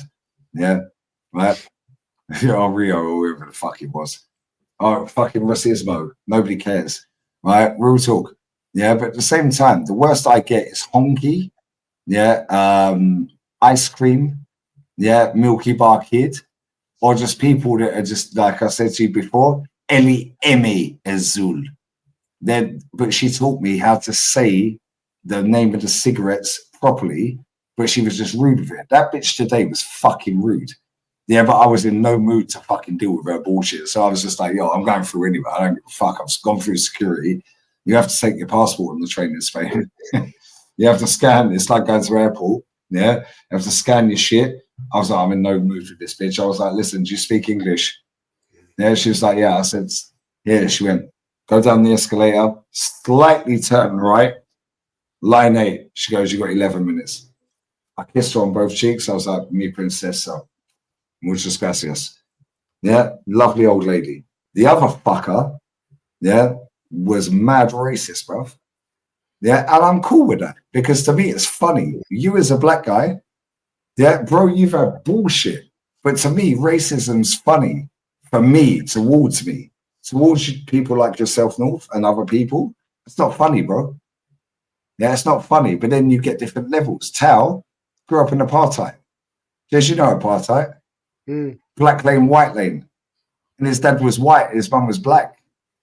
Yeah, now he's mixed. So now he's in the black lane. Now it says, where the fuck is he? Now it's like, yo, why's my son in the black lane? I'm white. Bang, straight through. That's the thing I wanted to say on it. There's enough white I'm sorry. There's enough white people. When I said us black people don't need to go off on everything, yeah, there's enough white people that are racist that try to nullify what we say when it's genuine racism by saying you guys get sensitive about everything. That's how they try and discredit it. You man make a big deal out of everything. It's to try and discredit you. Yeah, it's to try and say, oh well, you guys, you're calling out my racism, but you lot call out everything because you're just being overly sensitive. And it's like you wouldn't say that if it was towards you. So what I'm saying is sometimes we don't need to overstate certain things that are not the most important. Some things are way more important. Like, for example, what I'm saying is this: if I get my mum on right now, yeah, on this live stream, she's gonna say things everyone's gonna laugh, bro. It's funny. Why am I laughing? So, you know. She's gonna say Deshku. She's gonna say I don't know. She's gonna say, I don't know, Sambudis. You know what I'm saying? Like she's gonna mispronounce everything. It is funny, bro. It's funny. But somebody that wants to try and discredit real racism will say, oh, why are you laughing? It is funny. It's my mum. It's funny. Yeah. Cultural differences is funny. Yeah. Let's not get to the point where we can't have a laugh at certain things. There's things that Caribbean people say that is funny. There's things that African Portuguese people like my mum say that is funny. And me and my sister will stand there and laugh. We laugh. It's our own mum. She says funny. Teshku. Yeah, Teshku. You know what I mean? I'm getting nervous, not even nervous, nervous, and she's trying to say angry. Bro, it's funny, bro. You know what I'm saying? And I feel like the things that sometimes we do need to get angry about, sometimes, because when you get overly sensitive, people start not listening to the overall message because they start thinking that everything is an issue. There's certain things that are cultural differences to a degree is funny, bro. You're going to laugh at it. We're going to laugh at it. Do you know what I'm saying? We have to have with this fucking Norwegian and this Argentinian stroke Italian guy, yeah? You've met the guy as well, the Marcelo guy.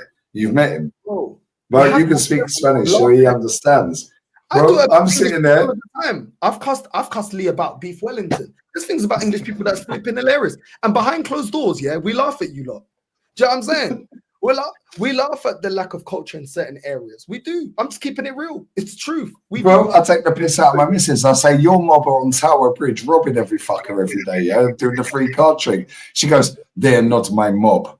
Yeah? They're nicking the ATM machines and putting a new one in to scan the cards. Not my mob. Yeah, the chat have heard them. Yeah, the chat have heard her. Yeah, that's how it is. Jez, you see it in France, you see it in England, you've seen it growing up back in the day in back in proper football times. Yeah? But even towards players, Lee, yeah, those are the things we need to stand against. When we see a white English player he can do whatever he wants. He could get caught. Cole Palmer, Phil Foden. Everything, Cole Palmer. and it's fine. Yeah? Jack Grealish, Cole Palmer, Phil Foden. Example, yeah. Sterling will not get judged on his football, but because he has a tattoo or he bought his girlfriend a couple of houses so she can flip, all of a sudden it's a different judgment. Bro, that's fucking racism. What's the difference? My guy's got a flipping tattoo and bought his girl some flipping with a gun for them to have generational wealth and to continue, which is a good thing, which every culture should have. But then we see a next guy, Grealish, he's one of the fucking lads. As one of the lads. Jamie Vardy smashing the rainbow flag. Oh, what a legend. Why is he not homophobic?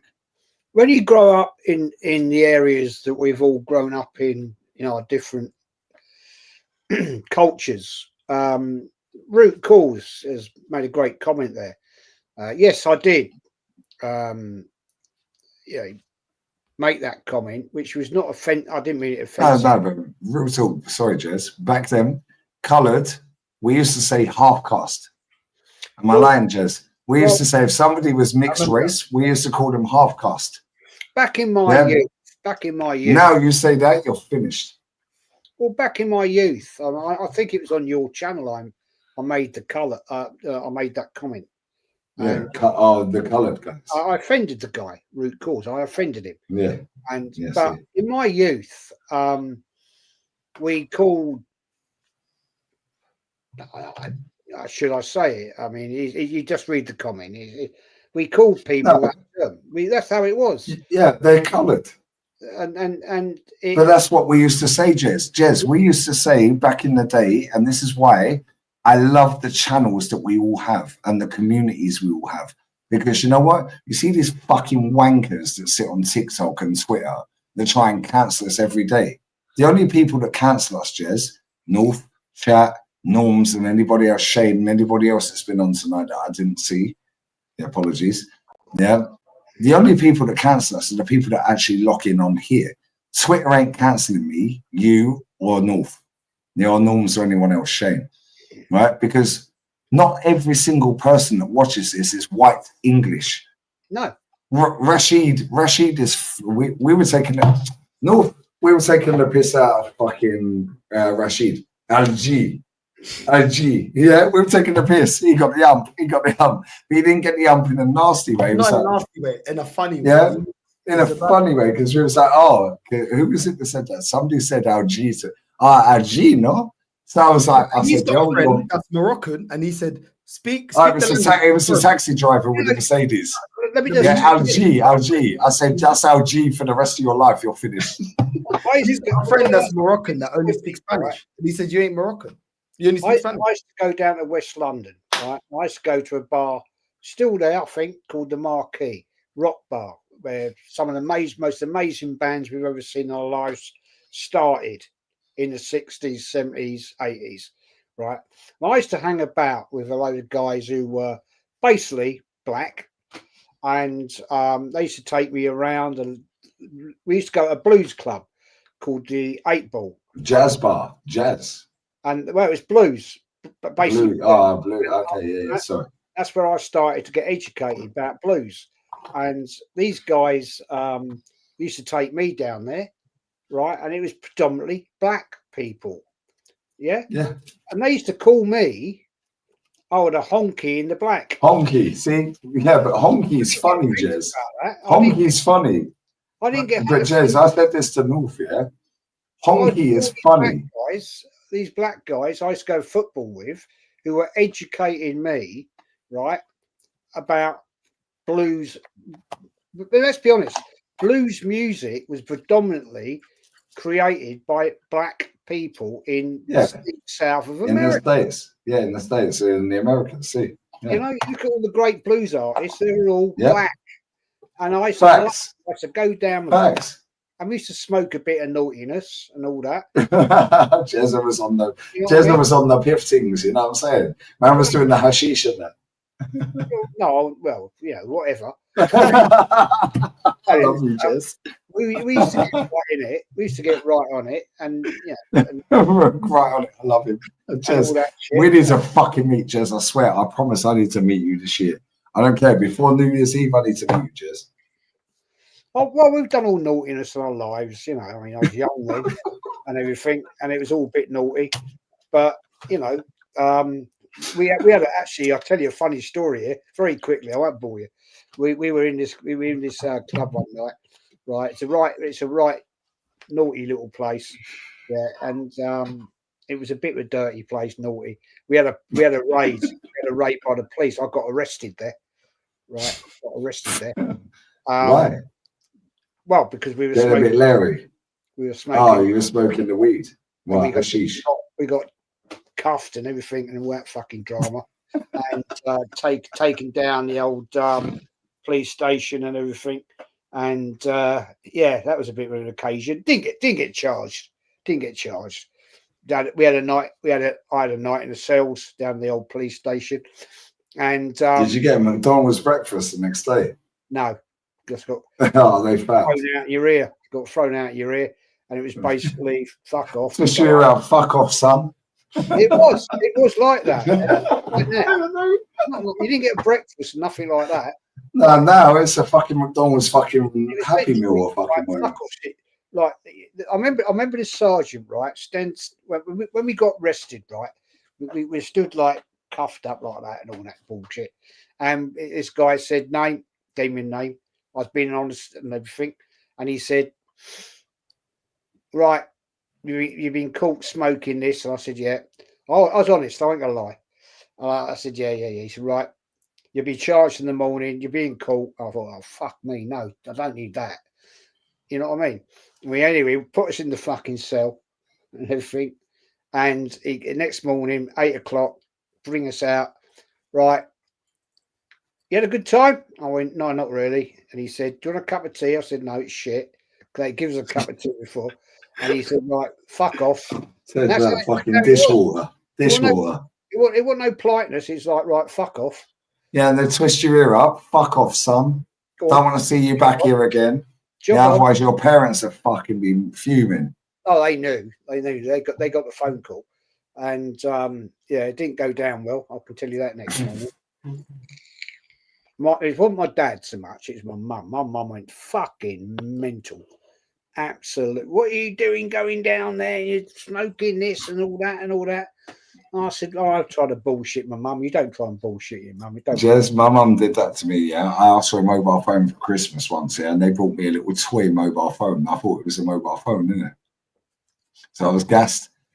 And it was little one that squirted the water out. Yeah.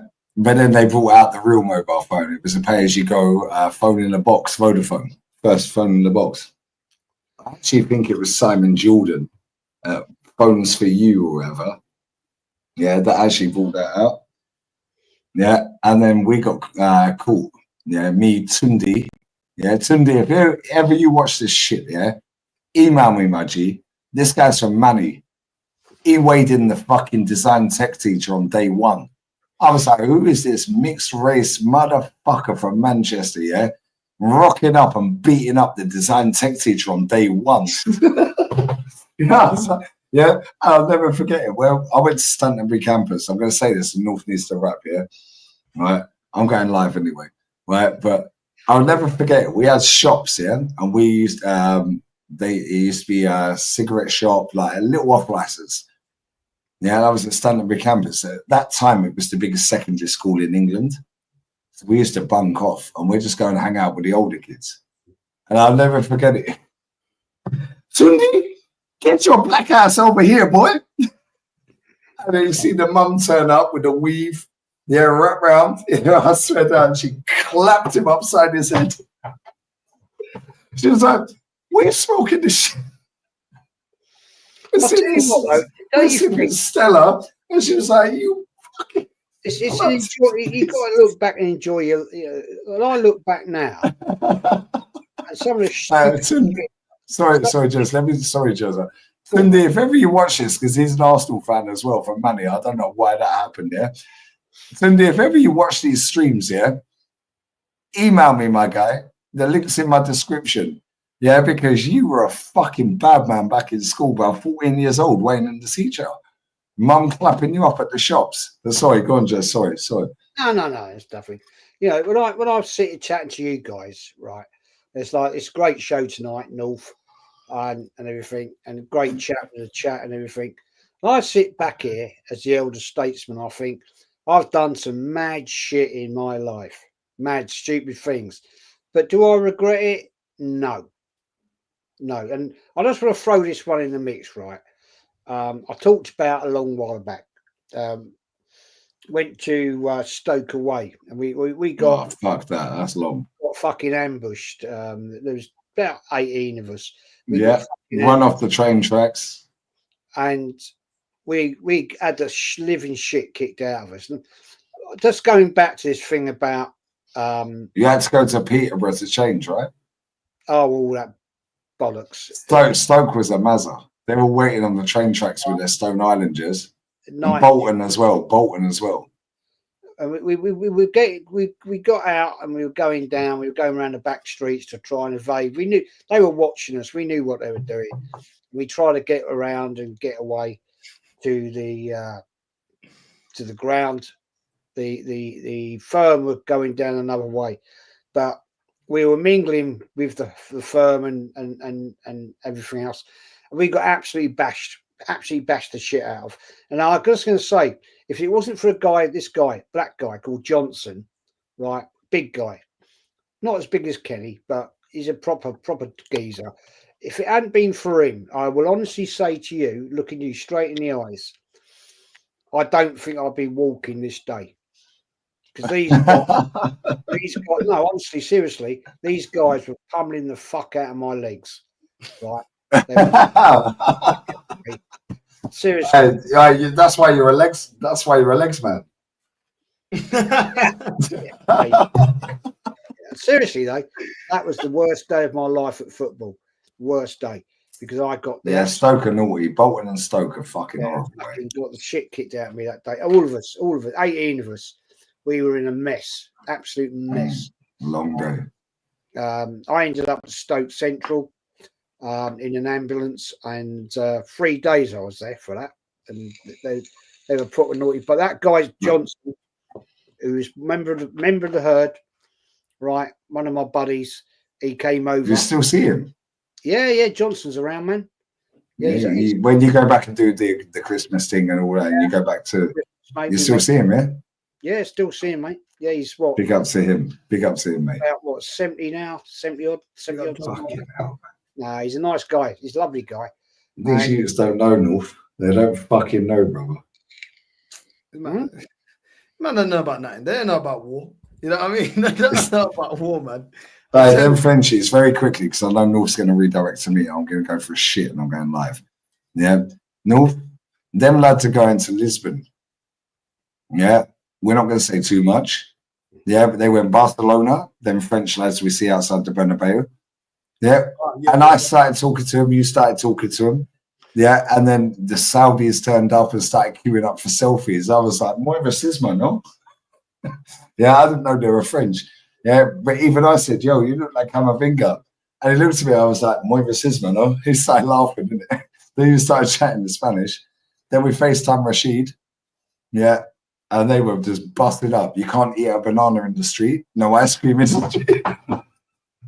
That was fucking funny. We need to do it on another street.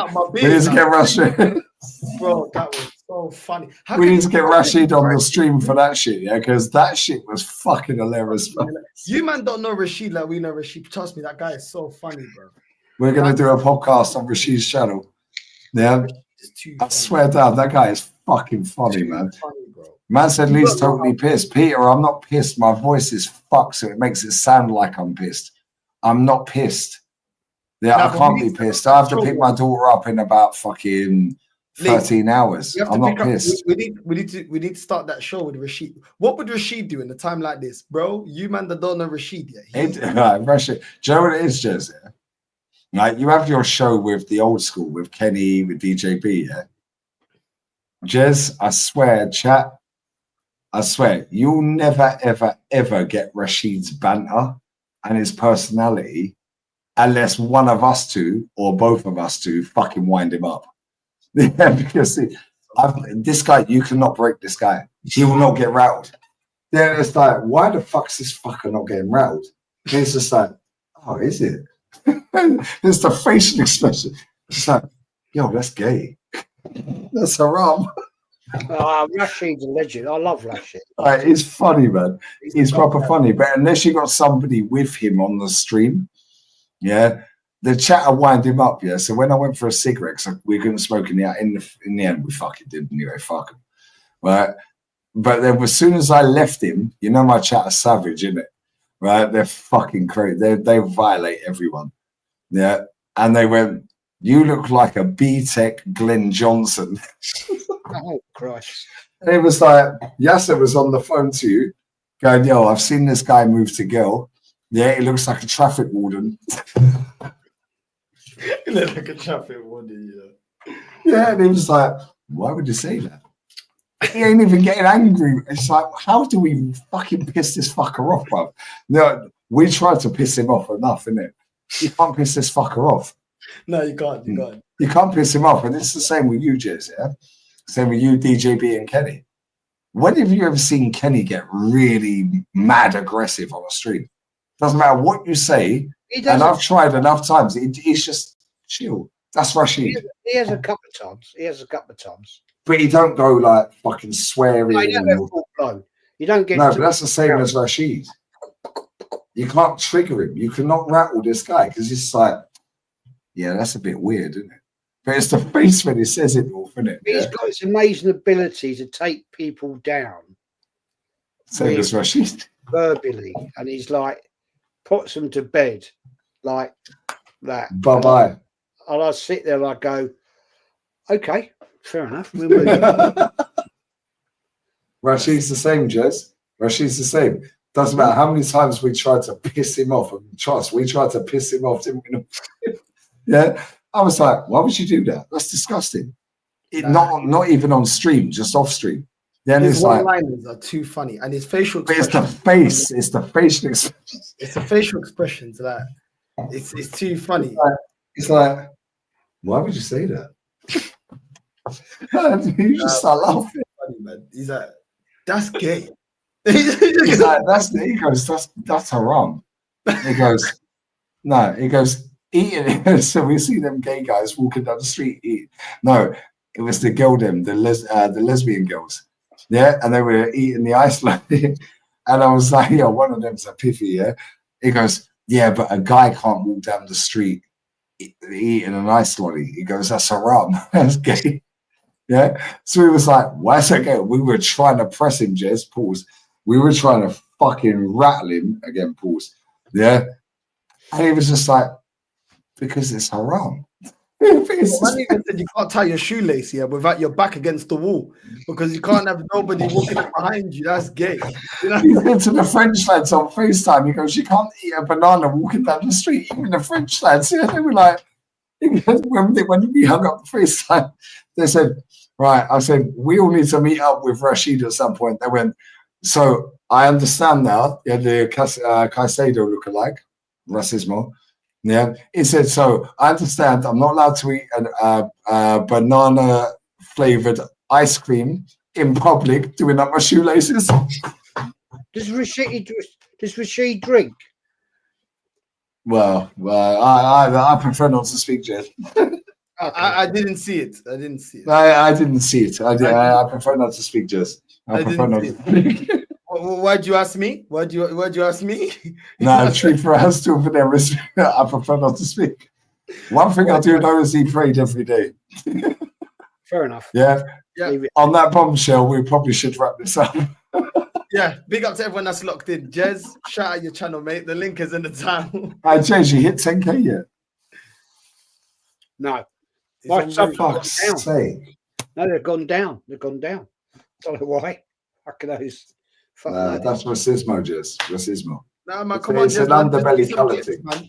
It's Do some underbelly colour thing because he's white English. That's what it is. Nah, Underbelly. do the clips, man. Do the transfer clips. Trust me, Jez. Do the transfer clips, man.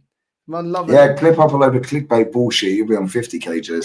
You know, I've got to the point now. I don't care. To be honest. Yeah, it's better like that, you know. It actually is better. Like it's better. It's better. It's actually better when you're just like, I just do what I want and that's it. Yeah, they've gone down 4 in the last day. Don't worry about the numbers, Jez. I told you from time. I told North from time. Stop watching the numbers. I don't bother. Yeah. Stop watching the numbers, Jez. Jez, I've not even checked my numbers. I don't even care what how many views I'm at. Who cares? Yeah, they either watch or they don't. Yeah, there was 289 people watching. I know that much, so I see it live. Yeah, I was at the Bernabeu 2 hours, over 2 hours with Stream North, and I see some of the comments today. Yeah, so I went on studio. Yeah, because one of my friends texted me and said, "Yo, the comments on your live at the Bernabeu are mad. They're cooking." Yeah, I was like, "What did I say?" Yeah, so I went to studio, and they're just crying because I was chirping that girl. I was saying to you, "Oh look, that girl over there's sexy." Ain't my fault you can't chat to women. No, it's what it is. Ain't my fault that you can't have friends that you can talk about women. Because we weren't even going to chirps in these. But we were concentrating on the trophies, but these men don't care about trophies. This is why Man City are 3 prems behind us. Well, No, you man ain't caring. we weren't even chirpsing up the girls. We were just talking between us, but it was live.